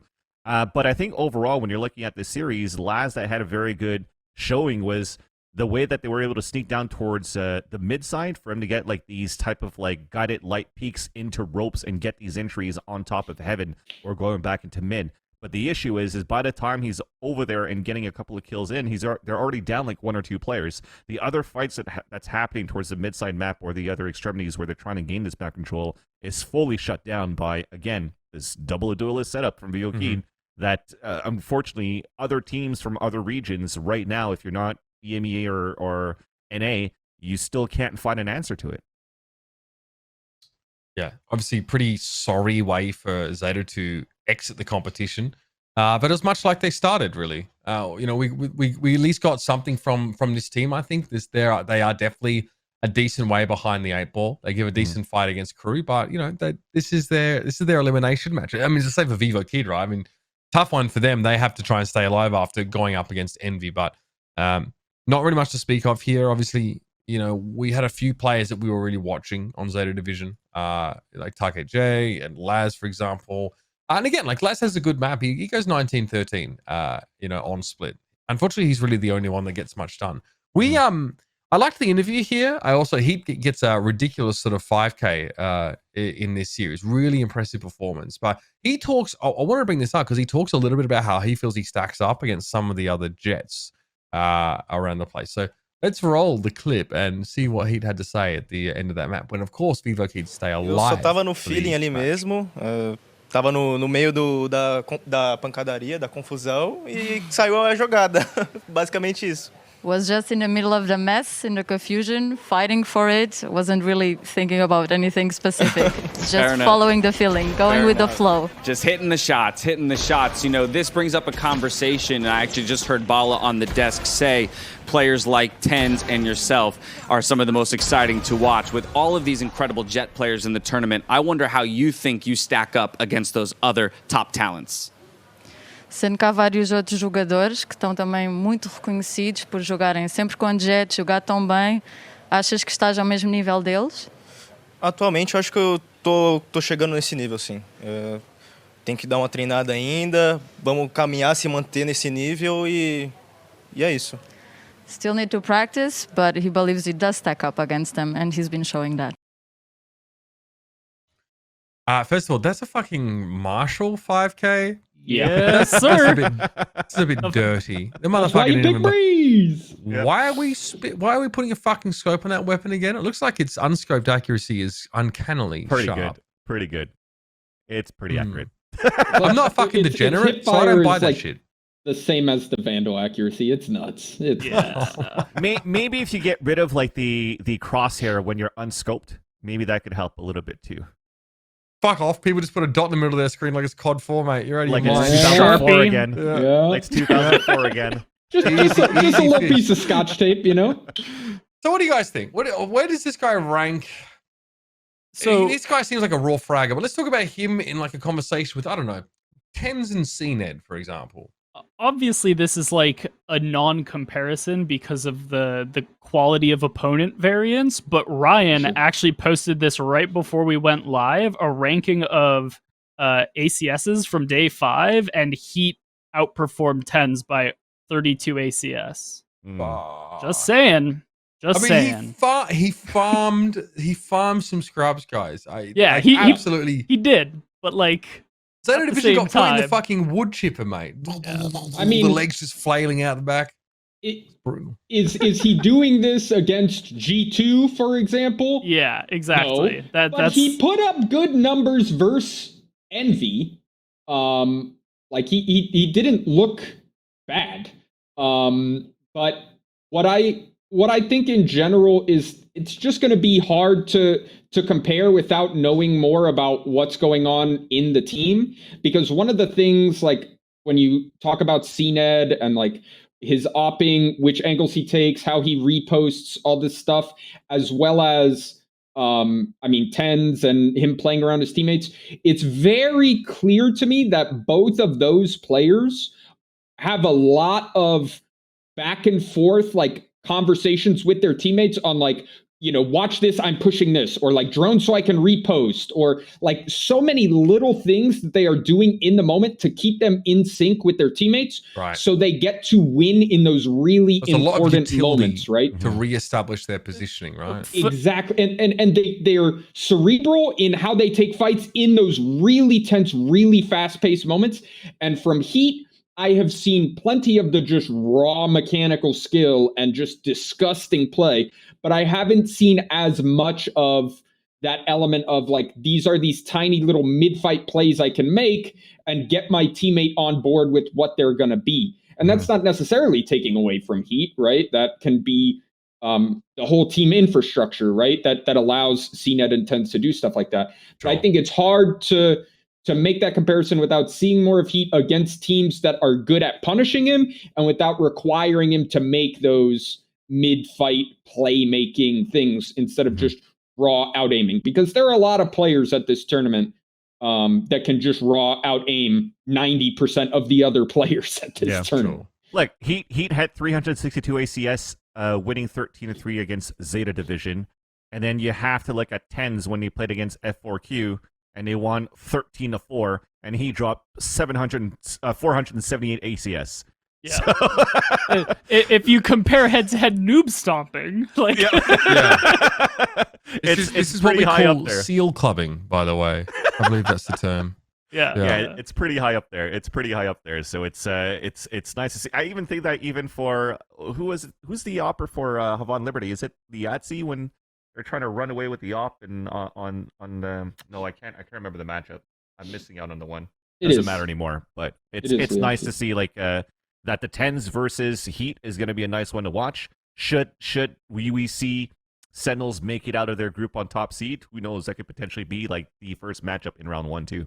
That'd be interesting. Yeah. I mean, at that point, like you're really gonna see a highlight of what Dream's describing, where like you're just gonna get support system diffed.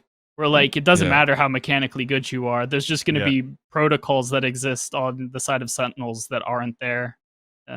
Or system can he overpower that just enough brute force times? it. Let's go. Right? Because you will. I mean, you will, right? Like if you know Sentinels has better protocols, right? That doesn't mean that they're still going to always hit their shots or they're always going to get the trade, right? Even if it's a 70-30, which would be pretty extreme advantage, even if Sentinels has really good protocols. So is it a thing where he can get those outplays and whatever, the 35-40% of the time he can win, even though he's at a disadvantage? Can he do that at the right times and win the right duels that way in the right rounds, right? Some things will have to go their way. Obviously, Sentinels would win that matchup, right? Would be my expectation. But can he will them to taking a map? Can he straight up do that? And I think that if he wins the clutch rounds that are the big swing eco rounds, he can definitely get them to a point where a map is winnable. He's going to have some help. He's going to have Maurice maybe pop off a couple of rounds, maybe win them some pistols with his Reyna play, right? And that can give them a lot of momentum. So there's a chance for a map. There's a chance. But really, I just want to see the sharpshooter fight and just see, people throwing haymakers at each other with the jet players. So that's what we can look forward to if they do draw into each other. I look forward to that. I definitely hope that's going to be the case. Really quickly, guys, before we go to a break, who gets out of this group next to Envy? Is it Crew or is it Vivo Keyd? Vivo. Agreed. Yep. I agree with Vivo at this point. They look really good. I don't think Crew's going to be able to take this. I feel like Crew are going to be able to be prepared for this matchup, but I think again when it comes down to like original set pieces from Crew, it looks really good. But still going into the mid game, late game, retake game, they're still falling a little bit short. But if if Vivo Keyd doesn't give them that chance to do those setups, it's going to be over for Crew. Rip to Vans' Preds saying that it would be Envy and Zeta Division getting out of this group. Not quite as bad as Salty Yinsu's Preds, where it was Vivo and Zeta Division getting out of this group. What the actual ever-living fuck? Talk about enemy of my enemy is my friend. Holy moly. Anyway, mine's intact, so that's all I care about. Good on Mitch, man. Yeah, smart guy. We'll be back, ladies and gentlemen, after the break. Thanks, Dream, for joining us, man. Great to get some insight here. I think we've managed to flesh this group out really well. We'll catch you next time, buddy. Thanks for coming on the show. All right. Bye, guys. Thanks, man. Hey, guys, we're heading to a break. We'll be back after this. Quickly, we'll take a breather. We're going to talk about Group A. We're bringing Buddha along from Vision Strikers to talk it out. It's going to be a great one. Stick around. We'll be back with more Valoranting after this. And welcome back, ladies and gentlemen, after the break here on Valoranting. We've been here for a while. I won't lie to you. We've gotten through half of the fucking groups here at Masters Berlin. But hey, look, that's fine because it's a special show. We've got plenty of special guests. And, you know, it makes sense to take some time to really break down these groups a little bit more. We're going to mix it up a little bit, though, and we're going to bring someone onto the show who we haven't yet had a chance to talk to. Someone who's watched the show a bunch, which is awesome, and someone that we definitely want to get to know a little bit more. So, everybody, I hope you make this man feel welcome. He hasn't slept yet. He's been watching the games all night, still with us now. I want to welcome to the show Buddha, of course, who's the director of promotion, of course, from Vision Strikers. Buddha, thank you so much for joining us, and welcome to Valoranting, my friend. Hello. Hello. What's up? Thank you. What's up? Thank you for having me on the show. Very excited. No worries. Great to have you here, Buddha. I mean, very quickly, man, obviously, Vision Strikers is a team, a brand that's really starting to now grow outside of South Korea because of their sort of popularity and dominance at Valorant especially. Yes. Tell us a little bit more about what you do with this team and sort of a bit more maybe about this Vision Strikers team. Maybe some things that we don't know about them. We come from a background of Counter-Strike. Mm-hmm. So Stacks, RB, King, they've been together for long. So like we made an early transition to Berlin. So from the day one, we had a gaming house strictly for Berlin and two coaches, super coach Tell Me and RGC. Now we have Globe, but like so we had a head start. So it was a good advantage for us. But we had no competitor within Asia, so that was one of our problems.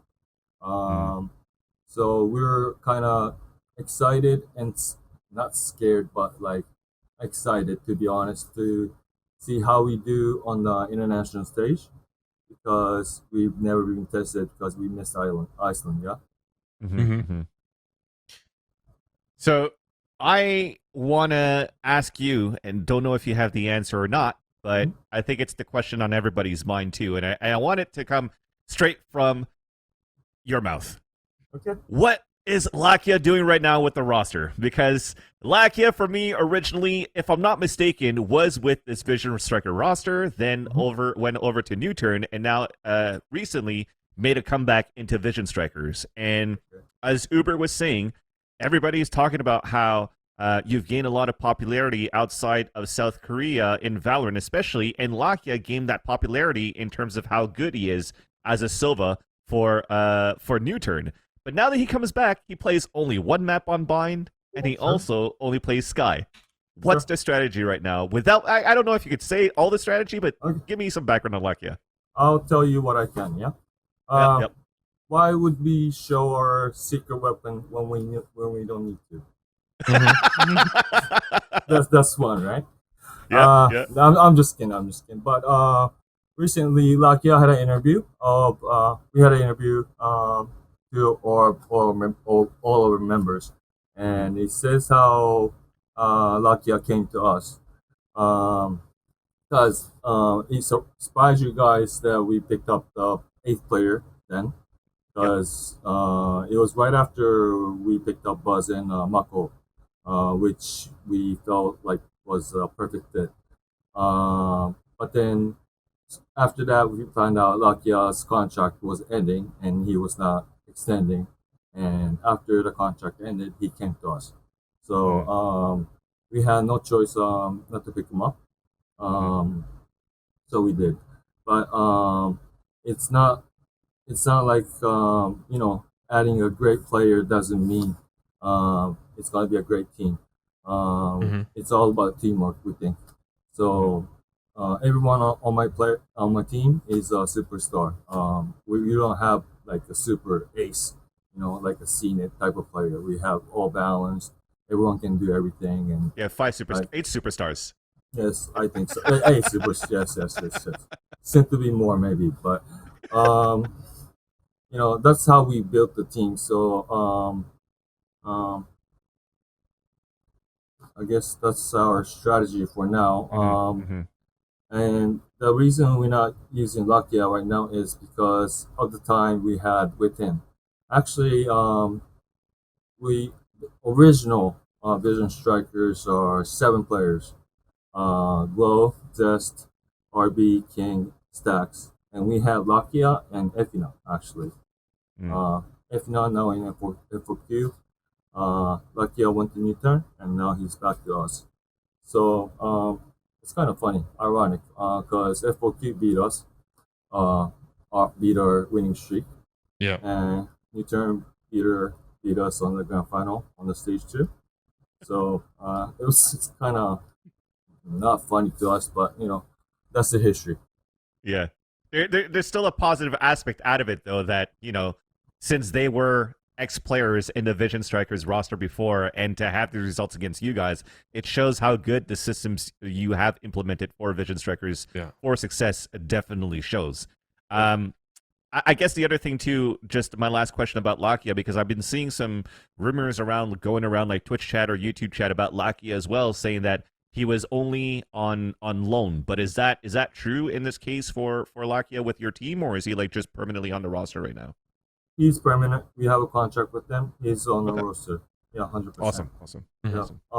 It's just that we just haven't had the time to put him in the map, and our players are pretty complete at set, I think, right now.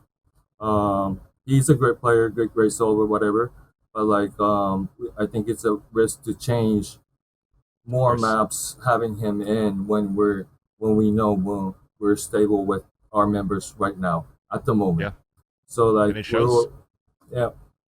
showed it against Acend especially. I think before that against Paper Rex, we performed bad, I think. So we kind of let down our fans a little bit, maybe. But like that kind of motivated us to do better. And it turned out to be great versus Ascent, I think. We have you here, Buddha, so I thought it would be nice. Obviously, we're not here to use you as an analyst, but we'd love to get some of your thoughts about, how you think the team was feeling about, some of their matchups, because look, they're looking incredibly good right now. Sorry to cut you off. Yeah, no, of course. So, I mean, I thought it would be fun to sit here and we could actually have a look at least some footage from some of the games, so we can talk about, how you sort of feel they went. Because I think, their first match here, we can talk about Vision Strikers versus Paper Rex, right? Because it was kind of close, right? It was. I don't know about you, Buddha, but when I saw this team come in, I really expected it to be a bit more one-sided for Vision Strikers. Paper Rex put up more of a fight than I expected. Yes, so did we. So did I. But it was all about Forsaken, that match, Yeah. He was going absolutely crazy, and RB said in an interview after the game, but they're being very cautious about him, and we don't face players like that often when we only play in Korea or in Asia. So it was a tough matchup, to be honest. And the players then performed, they're perfect. I mean, today we look totally different, I think. So like, that's our true whatever color, true colors. Yeah, it's yes. And of course, there's good days and bad days, but like when it comes to BO3, I think there's no excuse. And as obviously this is a series where we get to see Forsaken be quite dangerous. What is it about him that is so challenging, do you think, for Vision Strikers, at least from your point of view? Because we get a bit of a dark horse feel from this team, but again, it's like it's a sick jet from like a random region popping off. We're seeing that theme repeat itself a lot. Well, it's one of those things where like you have these microcosms of just like insane mechanical talent. Like you have the Heats, you have the Forsakens, you have the Bunnies, where it's like these are standout players who are hyper specialized and just the utter pinnacle of their role. And so when they come out and they put that on like a key showcase, like that's where dark horses come from. It's when you have these just like isolated absurd talents. Like you could put Forsaken on like any team in any of like the quote unquote like major regions, and he would still slap just as hard. And he would probably have support systems built around him that would make him even scarier, which is terrifying to think about. Sometimes I think World has one language, so like we could try like so many different lineups, Yeah. Because there's a language barrier is very, very huge problem, especially for Japanese teams, I think.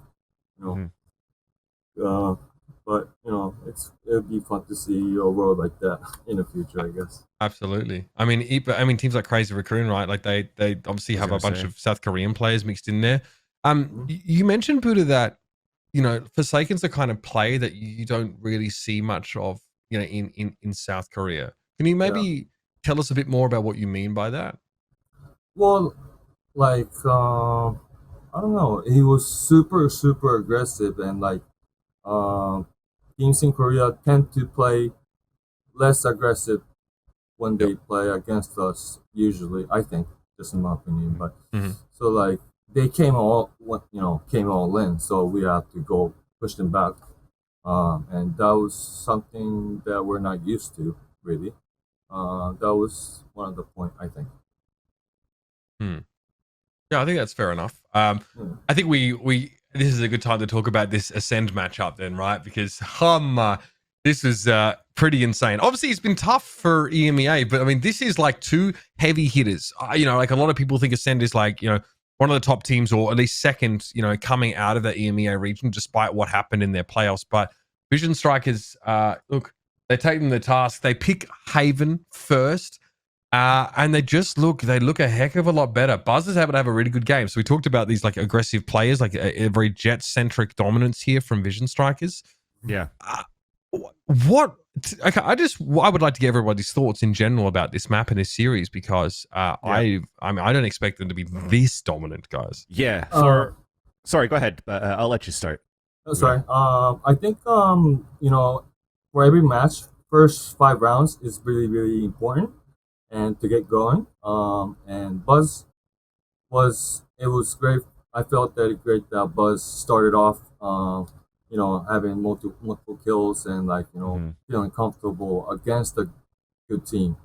So that set up the whole comfortableness within the team, I think, and the confidence. So that was one of the key, and we had a crucial clutch by King. Everyone, by RB shutting down the A, you know, 3 kills in a row, and even on the Echo, Mako had a 4 kill, I think, which was fantastic. And even the finish round, RB's short dodge, that was, you know, yeah, that was super nice to watch. And I think that's the thing too, right? When you're looking at this matchup here, guys, and you're watching Vision Strikers versus Acend, it's not only Vision Strikers that we know of, like, oh shit, their combination looks really good, but they definitely studied how Acend played. Just a little variation of how you started stacks off with the fault line, like having a breach on Haven with the natural fault line down towards sewers, and he just decides to, they know that Bone Cold's going to be going for the short cubby shrouded step to try to get long A control and then late lurk. So they actually fault line into that corner instead, put a flash all the way up towards that lobby, and then you have RB run up and get a headshot, and then they already have 1-player advantage, and they start pushing into the choke and drop more players, right? So they looked very good and composed to understand how Acend plays first. And then secondly, when you have players like Buzz and you have players like RB, like Buzz went 8-0 versus Starkso. He went 7-3 against CNED. He went 4-2 against Zeke. And then you had RB going 5-0 against Bone Cold. So you have like these players from that, again, with Upcomer, we classified at least Starkso, CNED, and even close Zeke into the top 20 of the world, and are getting shut down in duels by Buzz and RB.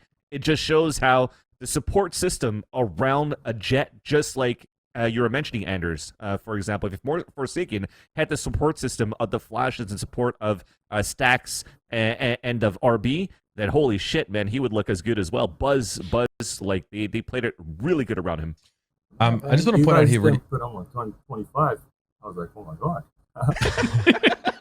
I do want to mention, Kan Yang has been in here as well, who obviously is part of the Vision Strikers staff. Had some interesting insights as well about that first game.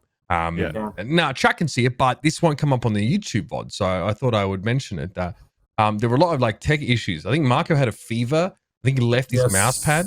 Yes. Buzz obviously had like sound issues. Tell us what was going on. Yeah. That sounds kind of chaotic, Buddha. Is that out somewhere?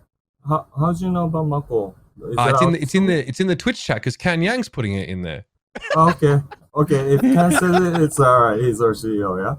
Yeah. So Mako actually was a little sick. 2 days prior to the match, I think. So I was worried about that most. The technical issue, I think, was Buzz keyboard. Yeah. And is the white noise everyone's talking about, which is I don't know if you can include that, but yes, of course. Things like that. But like I was most worried about Mako's health issue because coming from Asia to Germany and not being a usual condition is not easy. And Mako and Buzz, it's their first debut for the international stage. All the other players they have been, So maybe we had a lot of pressure coming into this. We have to win, because I believe we're the hope of Asia, and I believe we can win this whole tournament. According to our scrims, I'm very confident. I cannot say the scores or anything, but no, you've said enough about the scrims. I'm confident now. Yeah, I've said enough. I'll say what it's been up there already. We've been all the teams that's playing right now already, so we are very confident. And we're lucky that we came through first from the Group A, which means we're facing whoever from the second seed, right? Yeah. Yes. So we're looking at for sure top 4, and from there, I guess it's how the bracket goes. As Stack mentioned, we played Gambit 3 maps. We're 1-1-1. And we play only one map, Sentinels. And we beat them. You guys might say scrim, but scrim is a scrim. Sure. So, that boosts our confidence for sure. That I appeared on match against Sam for sure also. So we're feeling very comfortable at the moment. We have nothing to be scared of, actually. I mean, I said it before the whole thing started. If we go through Group A without a problem, we have nothing to be scared of. Sure. Yeah. Because I mean, when I saw a group, man, I was kind of mad because I mean, I'd have taken Group B or Group C any day. You know what I mean? Yeah. You had 2 times. You know what? I don't think you were quite as mad as all the Europeans who had 2 of their teams in the first match together, but I bet you were mad. Yeah, it definitely looks like the hardest group, right? No, it was weird. I mean, to have 2, EU in the same group because there's 4 groups, whatever. So like, and they're good. You know what I mean? Acend and Supermassive Blaze, and. So like we were prepared for Acend and Supermassive Blaze, especially because we were gonna face them at some point, anyways. Yeah. So I think our coach did very good job of preparing. Termi is our super brain. So we're pretty much ready for the match, and it was up to the players if they can perform and do their best or not. But I got one more question for you before we let you go. You said you've obviously. Oh yeah, cool. All right. You've said that you've obviously had a chance to scrim a bunch of teams, but like from your perspective, who is the team you respect the most, right? Out of all the teams that are going to be in the top 8, or let's just say if there was a team that you would play in the grand final, who would it be? Who's the second best team, do you think, behind Vision Strikers right now in Berlin? Gambit. Yeah. Gambit for sure, I think. Now, did the loss to 100 Thieves shake your confidence in them too much? I think a lot of people on this show said that they will bounce back just fine after that. Okay. Against 100 Thieves, they did lose, but it was like Hiko time, you know. If Hiko didn't clutch like 3 rounds or like 4 rounds or whatever he did, it'll been a whole different story, I think. That's part of the game, but as a team, I think Gambit is stronger in my eyes. Yep. In my eyes. Okay. So I don't know. I don't see them falling on the best 8 wherever they face, unless they face us. Because I think they're good. Yeah. Also, Sentinels, of course. And this one might be surprising, but Envy, I think they're solid. Not surprising at all. Yeah. Yeah. Yay is just insane, I think, in my eyes. So like those teams will be my pick for top 4, but we don't know the bracket yet, so like I really can't say anything. Right. But like if the 1-2 and thing is right, those be the 4, I think. All right. Yeah. But like you never know about the Brazilians. True. Yeah. Hey, stay with us, Buddha, for this next match. This next match, we're going to talk about, this doesn't feature Vision Strikers, right? But I think it would be cool to get some of your thoughts on like how you maybe sort of, or how the team sort of, what they think about these two, right? Because we didn't talk about Supermassive Blaze versus Acend playing against each other, right? Which is part of what makes this group so scary. All of us, let's obviously have a look at this series, because when I watched Supermassive Blaze play in their qualifiers, guys, I felt like they played very safe. They played really compact, close together. I think they were having to deal against I think they played Acend, and Acend had like these double flash comps that just didn't want to deal with here. Supermassive Blaze don't look good at all on bind. It is a terrible performance from them. I think because what you're talking about is what happened on online. Yeah. Right now we're playing LAN on a huge stage, you know. Experience-wise, players from Acend has more experience, I think. So that could be the difference, I think. Having experience on LAN is a big factor, I think. So that could be the difference. Okay. For what you guys are saying. Yeah. So like, I also think it's like the sound issue kind of thing again. Sorry, just not to knock off any type of like performance. Are we going to disregard these results because of the sound nonsense? Dude, I mean, like, look at how much confidence like Acend was going around these maps. Like just this whole W kind of, not necessarily a whole W, but it's like I feel that overall, not just on this matchup itself, but on a lot of these matches on day 1, we've seen a lot of like attacker-sided maps. Yep. Or attacker-sided halves, and I would assume now that, you know, when you're droning with an owl drone, you're bringing out your Trailblazer, but the first initial footsteps aren't being heard, you can't really try to swing out and shoot the owl drone out fast enough, right? In some cases, it comes down that, yes, you could still break it and make it an escape, but most of the times you still break it and get tagged, of course. But just like one sheer example of that matchup of that, I think it was Vivo Keyd versus Envy again on Icebox, there was one round where the owl drone came out towards Long B, and it was able to tag FNS and also tag Yay on one run at green side. So I think that definitely, like, the sound issue is going to be one thing where you know, everybody's going to be under that same level, right? So it's like, how do you adapt to it from on both sides? And it's just how Acend adapt to it better than SMB, in my opinion. And they played it super well, and they took advantage of that overconfidence and destroying SME on that first half to show like the fun drop the guns into portal on the saves that happened on like a 4v1, literally what is right the here point of against that? Turco. It's just like, hey, disrespect, man. Acend is coming into play. They're coming in to win. It's like, if you're not going to be able to play this against us, take all of these guns. You want another gun? Here, have a Vandal.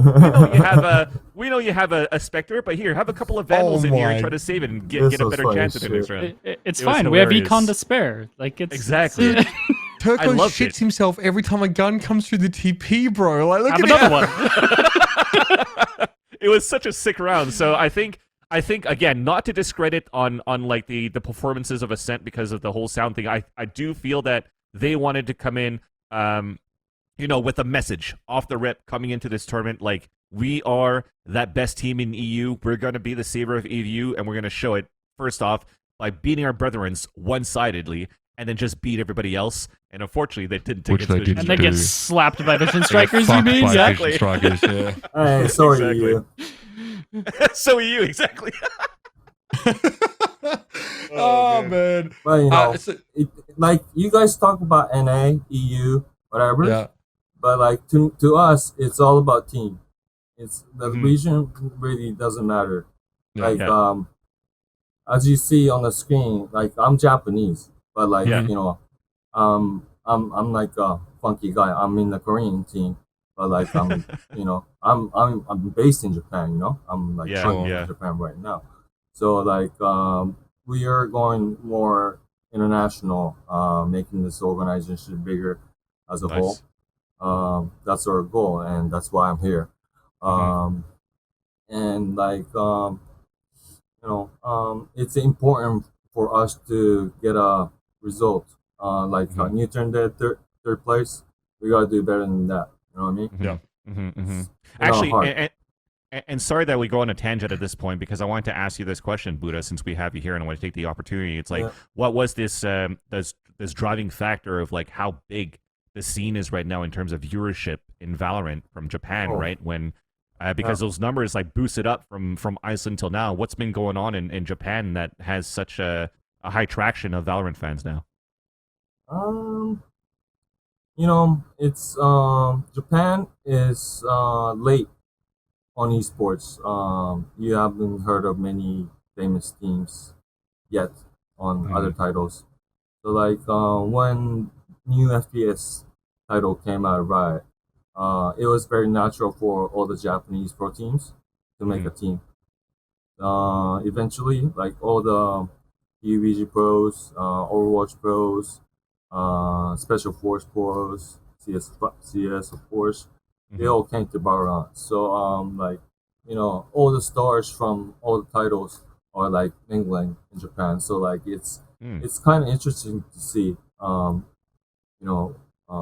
all these backgrounds mingling and like foreign teams and whatnot. Yeah. And like it's hard for Japanese to compete in other titles, FPS especially, because none of the Japanese teams will ever beat Navi. You know what I mean? So like Zeta, they used to be called Absolute, and Jupiter. they were Absolute Jupiter. They're playing together. They've been having the same lineup for like, I don't know, 4 years, maybe 5 years, or something like that. They just added 6-player Makiba, which is a great pickup. That's their strength. So like, and they have a lot of LAN experience. I was expecting better result from Zeta, actually. But I'm glad Japanese Crazy Racoon took their first win ever at Masters. That's a big step, because Japan is, to be honest, not at the highest level or close to the highest level yet. But they're on the rise, and we have so many fans to support the Japanese teams, so that's why it shows on the number or the viewership how people are wanting to see Japanese team compete in the international scene and beat any country, you know what I mean? Or get a map or whatever. So like it might take a little time, but like last time Crazy Racoon, I believe they didn't even take a map. This time Zeta at least took a map from crew. And I think they even had a chance to win that match. There are many mistakes on both ends, actually. So I don't know. Vivo is still good, but like I thought Zeta had a chance. CR, I'm kind of actually surprised they made through this far. Yeah, but after watching them play Gambit, like I wasn't expecting much more. And from if you know the roles of every players that has been playing, it's like completely changed. But like Medusa went crazy today. He's the MVP for sure, and Disker. Yeah. But Medusa, he was just like IQ 400, I think today. Yeah. Like everything he did was perfect. He carried the team, I think. So it's weird. Now Crazy Racoon, like Munchkin is obviously the best player out of them, and he's Korean and he's the in-game leader. But they have 3 Japanese players, so like I don't know how things. Yeah, like, you were talking about language barrier. Yeah. So like I don't know how they do it, but like I wonder how they do it. Well, Buddha, we're running out of time, man. We're gonna move on with the show, but I wanted to thank you so much for coming on, man. I wish we had more time to pick your brain, but I really appreciate your answering our questions, man. And yeah, good luck. Of course, Division Strike is going ahead in Berlin. You seem confident, and I think it's starting to make us confident about them too. Yep. Thank you. All you have to do is bring me back on the show one more time. Sounds good. For sure. Sounds great, mate. Thank you so much for joining us, and we'll catch you next time, Buddha. Thanks again. Okay, my pleasure. Thanks, Buddha. Having being on the show. Thank you. Bye-bye. Have a good night, man. You get to finally sleep. All right, gang. That was great. Really great to hear from Buddha as well. And obviously, Vision Strikers are really starting to grow. It's not just the popularity of the game in South Korea and globally, but also the popularity of that team. So good on them. Let's talk about this utter fuckfest that is Group D. Actually, it's a bit more cut and dry than I make it sound. Obviously, with Brent Esports not being able to attend, it is a round robin featuring 3 different teams. So we've had 4 matches out of the 6 so far. Let's go back to day 1. The first game in this sort of set of matches, we saw G2 go up against F4Q in a matchup that I felt would be a little bit hard to call, and it turned out to be that way. But what's your guys' take on this? It feels like both teams were pretty erratic at times. This right here, this was how I pictured this matchup after seeing that pistol round. Literally, they were doing so good in terms of playing a retake there for F4Q, and then suddenly, like the cohesion of trying to play the retakes, or just the cohesion of trying to work together as a team, just did not work versus G2 for F4Q. And I feel that it's probably like a very tough time right now for 5K to try to IGL and play Arena and try to entry for the team, or even try to coordinate that with the team right now. And I feel that he might need to try like a different role outside of that Reyna one to maybe have a little bit more success on Ascent. Okay. I mean, sorry, Jens. It really felt like they lived and died by 5K. Like that is really what it boiled down to. And I mean, I think that continued even when they were playing versus Sentinels later on in the group. Like, his level of comfort when you saw him on the sky as opposed to the Reyna is dramatic. Like, it is visible and substantial. And I think that having a player in sort of that second in sort of flex initiator slot that the Reyna falls into depending on how you play it, that's like one of the hardest roles to effectively play, period, whether or not you're trying to IGL on top of it. So having a player that critical to the team's infrastructure, having to sort of double duty that difficult of a style, like them coming up short against a team that had really high expectations from EMEA is not shocking at all. Like, that's pretty expected. Let's talk about map 2 then, because we obviously get bind. We get G2 on bind, so hang on. This feel like this is, not a terrible spot for them to be. It is F4Q's pick, though. Oh, we're going to Haven. All right, fuck it. Let's skip the Haven. Map number 3 in this series, and this is G2's map pick here. And so, look, I think there was a big question mark over Kellogg's head. I also think, isn't it strange that F4Q have a player like Bunny that plays the way Bunny does, and yet they rise and fall on what 5K is able to do. You talked about his comfort on the sky. I feel like there's a regression here in this particular map on that sky pick. Like, he's not really able to get as much going. I feel like a huge part of that. I feel like a huge part of that is the need to transition between. Like, if you're going to play Arena, you're generally going to lean more aggressively, and if you're going to play a Sky, you're generally going to be more supportive. And I think you highlighting the fact that they have this superstar in Bunny, but it still rides on 5K as opposed to him is like just it stacks onto the narrative that we've hit on like numerous times by now, which is like you can have star players, but what's their support system like? Yeah. Okay. It doesn't matter if Bunny is the craziest player in the universe. If 5K isn't properly supplementing him, then how far does it really go? Mm-hmm.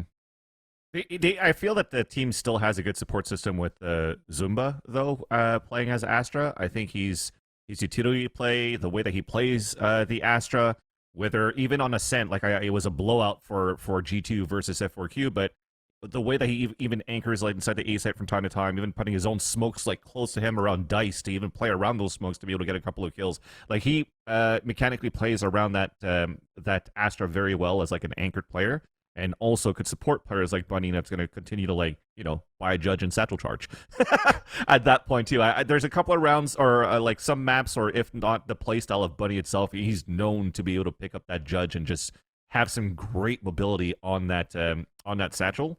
But I wonder if that could be also the demise of F4Q. It's like sometimes maybe your entry is moving a little bit too fast versus everybody else that's behind you, right? Because your jet's going to go at a certain speed and at a certain distance. But sometimes your raise could just be across the fucking map of how good you're actually satchel charging with that agent, where the support system in the back, if it's not on Zumba, that's going to be able to, you know, if not smoke gravity well to support, then it's really hard for the other ones to follow up. You know what's so funny about Bunny, guys, is that when he played Overwatch, he was nothing like this. He was like a workhorse, consistent output, kind of understated player on a team that was pretty drilled in fundamentals, and their like a philosophy about that game was that, you know, like it was more of a MOBA to them. I just find it so interesting how a player like him gets completely unleashed now when he's on a title in which that individual flair can display stuff. He played Tracer, by the way, which is, in my opinion, is probably one of the, as far as Overwatch is concerned, one of the most individual heroes in that game, and one of the heroes that allows you to actually express your style more than most others. But Time to Kill obviously can hamper that to some degree. But yeah, it's interesting how he's really been unleashed a little bit more here. This is obviously a G2 win this series. And I think it shows us two teams that are loose. They're loosey-goosey. They don't necessarily have strict protocols. They really, you know, we're not still on this shit narrative of saying that G2 are always playing deathmatch, which is not the case, right? When you have someone like Mixwell drop the operator and start playing these facilitators, you know, this team is trying to take a bit more of a concerted approach to being more thoughtful about the game, right? The additions that they made of Over, Colomenta, Nukia, it's really clear that they wanted to change tack in a big way. But again, I think this is a great match to contrast with the Sentinels F4Q game, which we'll talk about a little bit later on. But let's talk about G2 versus Sentinels. Super hyped up match, right? Expectations were extremely high for no other reason necessarily than both these teams were just really impressive, right? Does this match live up to those expectations in your opinion, guys?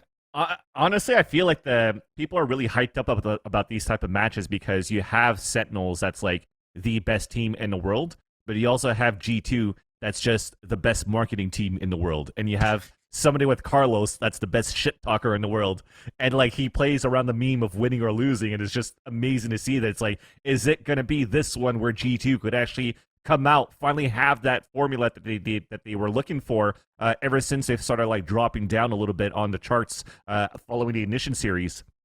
And I like to say that I feel like it's getting there. I feel that it's actually met my expectations. I don't expect G2 to have been able to beat Sentinels, but for them to be able to take a map away from Sentinels is already very, very good. I think Nuki probably coming over from Heretics right now has probably been instrumental as well with Kellogg's to this roster.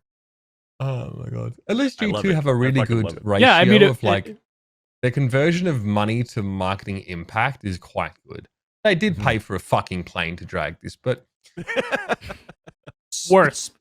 Yes, exactly. You know, some teams do all this bullshit. You know what I mean? Just fuck around hiring 1 billion people to just retweet shit. I mean, I nicely done there. I love it. So we saw split there. I mean, really not a great map for G2. Fair enough. I don't really know personally too much about like where G2 are particularly strong, right? I did know at least that Icebox was always a really good shout for them in general. Sentinels got what? I mean, they got four rounds on defense here. They struggled. I want to talk a little bit about how this map played out, because guess what, Anders? Sentinels... I'm not even gonna get started this time. You know my story. Like, yeah. Is that like no one is doing it? So obviously both of these teams, you know, obviously one is the Jet Rays, one is the Jet Rainer setup, right? They both. Oh, that's not Icebox. All right, that's split. That's fine. But yeah, so talking about Icebox here, obviously with the Vipers mixed in, there's plenty of like execute potential, but the ability to get a read, to get a safe read on what your opponents are doing outside of them blatantly hitting your site with a fucking 12 foot dong seemed like really limited. Like it's very, very hard for them to understand what was going on until someone's junk got whipped out and fucking dropped on the table. So in Europe, does this contribute to like a volatile matchup? And then if it does, like, what do you have to lean on to prevail in these circumstances? Because we have, a mirror matchup of these Sentinel-less, quote unquote, outside of Sage compositions. So this is a very interesting case study, and like to the point that you're making, it's like when you are running no Sentinel, there's going to be a lot more variance. Like this feels very coin flippy, and at a certain point, you're like, all right, let's see who duelist diffs the other person. Yep. But at the same time, I think that you can start looking at how they're leveraging the broader kit of the duelists that they're bringing in the composition. The marquee difference here, obviously, is the Raze versus the Reyna. Which one of those has better steady state utility? Like, what is going to provide more consistent value out of those two duelists? You have info tools in the Raze. You have a nade that's very easy to get consistent value out of. You're playing a matchup that's now going to mostly live or die by Sages, and you have Blast Packs, which is the closest thing to a direct counter to a Sage Wall that exists in the game. So if I was a betting man, completely agnostic of the nameplates of the teams playing them, I would pick the Jet Rays comp here every single time. So we are fishing for pocket lint here when we're trying to find some fucking change for the gumball machine, because you're literally going to like secondary and tertiary degrees of utility to try and The thing is the G2 versus the Sentinels matchup. I feel that G2 understood how Sentinels has to play, right? As Anders is saying, if you don't have any type of like agents that's going to be able to find you that information, and you're playing that defensive side, what does Sentinels usually do, or what do other teams usually do? Even like Yay, even if they do have that Sentinel, is that they like to push up towards that A side ramp, the A side belt, just to try to get some information, try to get some kills, try to get map control in that sense, so that you give less room for your opponents to gain more map control on one side of the map, and you can really shut them down and pincer in. The thing is, Nikki, his sole responsibility was stay outside towards the A side belt, or even go up that belt on the A side and just continuously fight Tens and Shazam on a 2 versus 1 every time, and his shots were fucking landing. And I think that's probably one of the key moments or the winning conditions that allowed G2 to overpower Sentinels going into the later rounds and winning that map on Icebox. But then you go into the home turf of Sentinels on Haven over here, and that's a whole different story. I mean, again, why do Sentinels look really good with this Jet and Reyna? Because they have Tens. Why did Sentinels look really good on a map like Haven? They have Tens. So they also not only have Tens, but they also have Sick.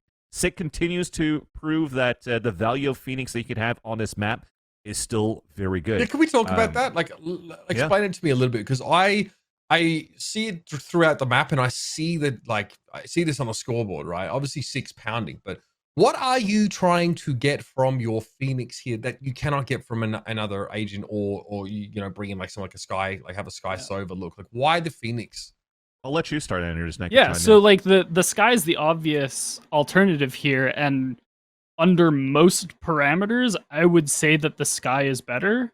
I think it's, and like this is a lame cop-out answer. It's almost the same reason that you're willing to try to do double duelist on other maps, because like you just have one of the best duelists in the world, so you're gonna force it anyway. And so, like, do you have better utility on a Sky rather than a Phoenix? And they provide fairly similar functions in that they're like a soft entry with a flash. Like, yeah, that's all true, but when you look at their ultimates, one of them allows your crazy player to go shoot everyone, and the other one just gives you better information. If you have the player that is in fact going to go shoot everyone, that's the one you pick. So how many orbs do you need for run it back? Don't say 6. 6. It's 6 Fuck each. off. It's like the perfect analogy. So like Sky ulti off. 6, Phoenix ulti 6. Would you rather have your guy going in shooting the planet? What is this? I love it. I love it. Oh man. The banter was so good between both of these orgs. But yeah, just to chime in with what Anders is saying, I totally agree. And I think the thing is like, if you look at how good Sick is on Phoenix on this map, why would it pick Sky? Because Sky, yes, she's good for her flashes. Phoenix could do the same thing. You could do individual plays, self flashes as well. That the way Sky does it, you could do it on Phoenix too. And even how Sick does it, it looks like he's always missing his flashes, but he's always throwing it to bounce off a door, so the flash goes right behind him. So you don't curve all the way outside the doorway if you're going out in a garage. You're bouncing off the door behind you, so it flashes behind you. You become hive-blinded on a swing out, and then he gets the kill. So the way that he's using that utility for the self flashes is still very good. And then last but not least, it's like, if you want to compare a retake play when you have a Sky instead of a run it back from Phoenix, for example, right? You're going to have the Trailblazer that's going to come in and get in some information, and then people are following behind, or you're just going to Sky flash in. But if you're just going to run it back, you're just going to do the Phoenix flash in. You're also going to run it back being the Trailblazer, but you're also on top of that able to shoot while your teammates are behind you. So you're adding a lot more value into the way that Sentinels plays on this map. Like Sick, I think, even though he's 27-2, they went 11-1 on that first half, and I think he had like at least 4 run it backs into the half, right? So he had a lot of value being able to play the Phoenix into this team. And one more mechanical thing is his hot hands. He's able to throw these hot hands now right onto a spot where he just now stands on it. And while he stands on it and sprays, while he's like re-healing himself, while he's still damaging some opponents, while also gaining information for the team. Orb, kind of. It's really, really good. Really, really good how he plays. I just think I like the analogy of both ultimates of those agents provide information. Just one allows you to have impact behind that information. You get first-hand info, not limited sort of. Fuck man, let's be honest. Like Seekers can give like maybe like a comparable level of information as like KO knife, right? Like you kind of know there's someone there or in this direction. But yeah, okay. I'm shooting this guy. Go my fucking jellyfish, fuck him up, dude. Obviously there was some good trash talk we got to see, which was fun. Obviously we saw a bit of that there. Obviously initially it was, I don't know if we're going to show all of them, but G2 they actually paid to get a plane to fly behind them. Fuck Sentinels. And then obviously Sentinels had the response, which they have a really, really good editor. This is the initial one, right? So this is real. This is a video of a plane. I mean, this costs money, man, but you know, they got plenty of it. G2 obviously are not shy about their budget being quite expansive. And obviously Sentinels respond there with I think they edited this. And yeah, like you can just throw some text and blur it. Generally the graphics team is actually incredible.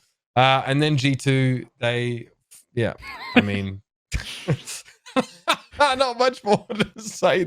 Incredible. Look, they can take the hits, right? They can take the hits. Let's talk about G2 versus F4Q round 2. Electric Boogaloo. Was there anything there? Obviously that happened today. Yeah. Did we get much? I feel like F4Q looked pretty dead. We actually, can I throw my production team under the bus? Didn't even put in the Sentinels versus F4Q matchup, so we can talk about that briefly. But yeah, it's all right. It looks like though after that, F4Q look fucking dead today, absolutely dead. Or G2 had them figured out. Which is it? I don't fucking know. It was not. I think it's less F4Q looked dead and more like G2 having to go through the Sentinels slugfest, snap them into shape. And they're like, no, we're not playing anymore. Let's go to town. I personally think that it's there was some anti-stratting and some studying on both ends, right? So after playing like bind and you understand how G2 plays that bind matchup against F4Q. This is Sentinels F4Q, by the way. Nicely done. Whoever got this. Okay, so we could talk about Sentinels F4Q then. Okay, can we quickly jump over? Because first of all, like I just want to leave you with this. F4Q take a lot of space with early pops in the round. Sentinels really have to be very patient on this map. Period. That was the game. Is this comparable to how G2 dealt with F4Q though? Because yes, I feel like they're slightly different teams though, right? But Sentinels really had to play from the extremities, like the whole fucking map. And against Bunny because they couldn't deal with him. And it's not a bad thing because there was even some moment that the playstyle of Sentinels on this map was already to play retake. Like I feel that there was even at some point when they were playing like split, Acend, where like a couple months ago, just exactly full retake. Yeah, they were playing a lot on like A heaven. They were playing a lot on like B heaven side, giving mid. So you fight mid passively, or if you're losing that initial control, give it to them. And then you have the rotation plays and the clutch and the trades that you have from Sick and from Dapper to just try to move back into the site and trade aggressively and quick like they always do. So I think even though F4Q were really good at gaining that space at the beginning with the Sato charges of Bunny with the Judge, which caught them off guard for a couple of the rounds, but once you get reaccustomed, readjusted, and you have a deeper playbook to understand that you could play these retakes against this team, then the retakes was just really strong against F4Q as well on split. So I still find that team, the Korean team, still played into the playstyle of Sentinels on this map. Yeah, it feels like they were able to deal, like they were able to sort of bend a little bit and not break, I think. And the Breeze was, we're not showing that. They got shit on. Yeah, they That's an easy one. That's an easy one. They can't get value out of Bunny on that map at all. I mean, they're trying, Tens is fucking AWPing on the DM map. Like he just gets 5Ks on Arena again. Motherfucking Tens plays 17 rounds and drops 31 kills, bro. Okay, Yep. dude. 32 okay. on top of that, man. It's it was big. It was big. There was even almost like a bet going on in Plat Chat trying to see if you could drop 40, but the kills kept getting stolen away by like Sick and Shazam on the hold. So unreal. Imagine having to deal with teammates being in the same game. It's just fucked up, man. Go play StarCraft. Yep. Yep. All right, so let's. I want to zoom out a little bit, guys, before we wrap up. Are we disappointed in F4Q now? They have a really hard group, great teams. They have high expectations for being the team that did end that Vision Strikers streak, and you can argue that happened for a multitude of different reasons here. But they're carrying L's. They're carrying a lot of L's right now, and they're obviously, I think they're basically eliminated right at this point. I don't see them really doing anything. Yeah, and I don't think I would be disappointed with F4Q. I think it's, first off, of course, cliche, very good experience for them going into the tournament. But I think the other thing, too, is when you're watching this F4Q and G2 matchup, and we rewind to, like, even the first map, even though F4Q is like, okay, this is a rematch, we understand how G2 plays, we could study to that factor, you still have to give props to G2 in terms of their coach and also their IGL to even change their composition themselves going into Bind. Because Kellogg's going into Bind wasn't actually playing Sage. He was playing Skye, which now means that Mixwell, instead of playing Skye, was able to play Viper. And that changed the whole discourse of how G2 played, even their attack and defense, right? With the Viper wall that came up towards their B side, you can have more rotations as well, adding Avova, double controller to self-fakes back and forth, and just the pinch that you can get through the teleporters with the Kellogg's flashes on Bind. And Kellogg's was able to be a little bit more aggressive because he's able to flash himself. He's now entering with his team too, entering with Nuki. The explosions on the site was great. I don't think FAQ were prepared for that. So I think it's more on G2 that is stepping up game by game and looking more dangerous every day. What happens in a rematch? Oh, by the way, we're getting a rematch. What's happening tomorrow? September 15, 9 a.m., bitches. PT, that is. Best of 3. Does it go the same way this time around? For G2, if it was another BO3 against F4Q? Yeah. No. G2 Sentinels. Oh, G2 Sentinels. Yeah. Yeah, it's still going to be Sentinels. It should be. Okay. Will it I think be? that's going to be... Probably. Batman, you have tape, you have individual experience playing against them now like that. Who would have thought the same fucking best of 3 twice within the space of 3 or 4 days would actually be so spicy? But now that we've... Okay, like if G2 turn around and just get destroyed by F4Q, then it's not exciting. But now... Yeah. Here's where it's not going to be as important, right? Because now, unfortunately, with F4Q losing to G2, automatically you have G2 and Sentinels not going to move forward, right? But what I really would want is that Sentinels will still want to take this this match importantly because they could finish on the top seed of their group, so we don't have an NA versus NA in the quarterfinals, which is why we want to. I want Sentinels to just have a very comfortable run versus G2 here. But I mean, it's still doable, man. Still doable for that for G2. We're not looking at our predictions for that group because they were totally invalidated because Bren Esports didn't go. So you don't even need to show them. I don't think at any point. Don't show them. All right, let's. Okay, so what we got here, we can all react to these. I think at the end of them. But what I'm going to do is I'm going to walk us through a couple of clips that we really enjoyed so far. So first of all, we've got the South Korean language casting of Hiko's clutch. So we're gonna roll this. This is just stuff for y'all to enjoy. A bit of a compilation from us to you. So sit back and enjoy this one. 하나씩 붙어야 돼요. 잡았어요. 쉐이더스. 이것도 연장을 가요? 히코. 오! 히코. 체력 24. 시간 벌어주고 있어요. 체력 7. 네. 아 이거 이기겠는데요 네. 히코가. 시간 없어요. 시간 없어요. 화내체. 3세트 들어갑니다. Now, before you go and say something stupid like that, fucking West English language casters would be nearly as hype. You fucking don't, because every time we do, we get this bullshit around like, this fucking cunt hypes everything up and has no idea what they're talking about. Clearly, they're not a Counter-Strike caster, because if they were a Counter-Strike caster, they would understand that the importance of this round is not something you get. So shut the fuck up. Just don't, let's not even do that. Let's look at the next clip here.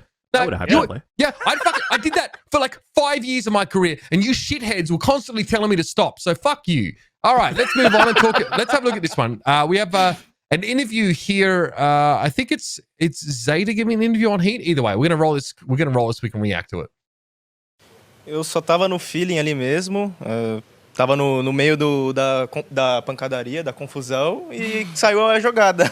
Basicamente isso. Was just in the middle of the mess, in the confusion, fighting for it. Wasn't really thinking about anything specific.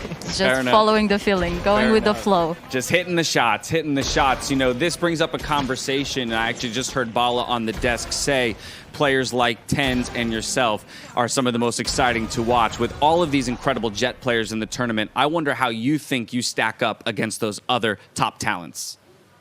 Sendo que há vários outros jogadores que estão também muito reconhecidos por jogarem sempre com Jet, jogar tão bem. Achas que estás ao mesmo nível deles?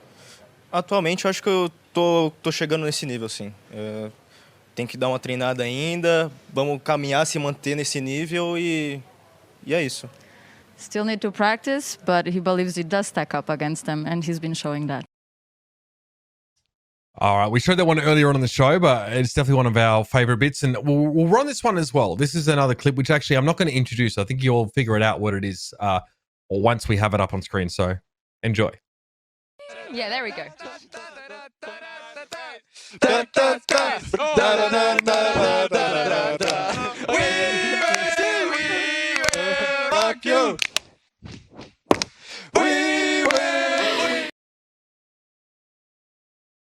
Was that Zeke who fucked up the Like, clap just tempo. to point, and he got out of beat because he fucking pointed?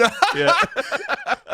Incredible. I give them a free pass because they're none of them are first language English speakers, but I love that some of them are trying to insert a word every now and then that they know, and the rest are just like Sounds like me at karaoke.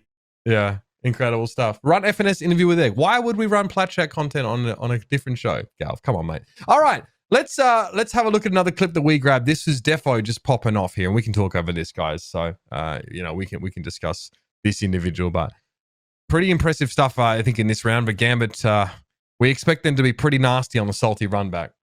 Dude, it's just Defo, man. And that was the player I was trying to talk about before. Like, Defo versus 100 Thieves on Steel wasn't as activated as these matches because they were able to contain him quite well for 100 Thieves. But the way that he was able to escape and just land these like amazing fucking shots with the operator while he's running away, oh my god! I do agree with Buddha and the fans saying like Gambit still looks very scary despite their loss versus 100 Thieves here. If they bounce back and they come back with that confidence again, it's like, whew, it's gonna be looking really, really nasty. Defo is a creature, man. Like, if you unleash him, you get rounds like that. And anyone who's capable of putting up rounds like that should be someone that you're terrified of. Mm. If all of Gambit is online to that level, I mean, that's why I still have them as like making an incredibly deep run, if not winning this whole event.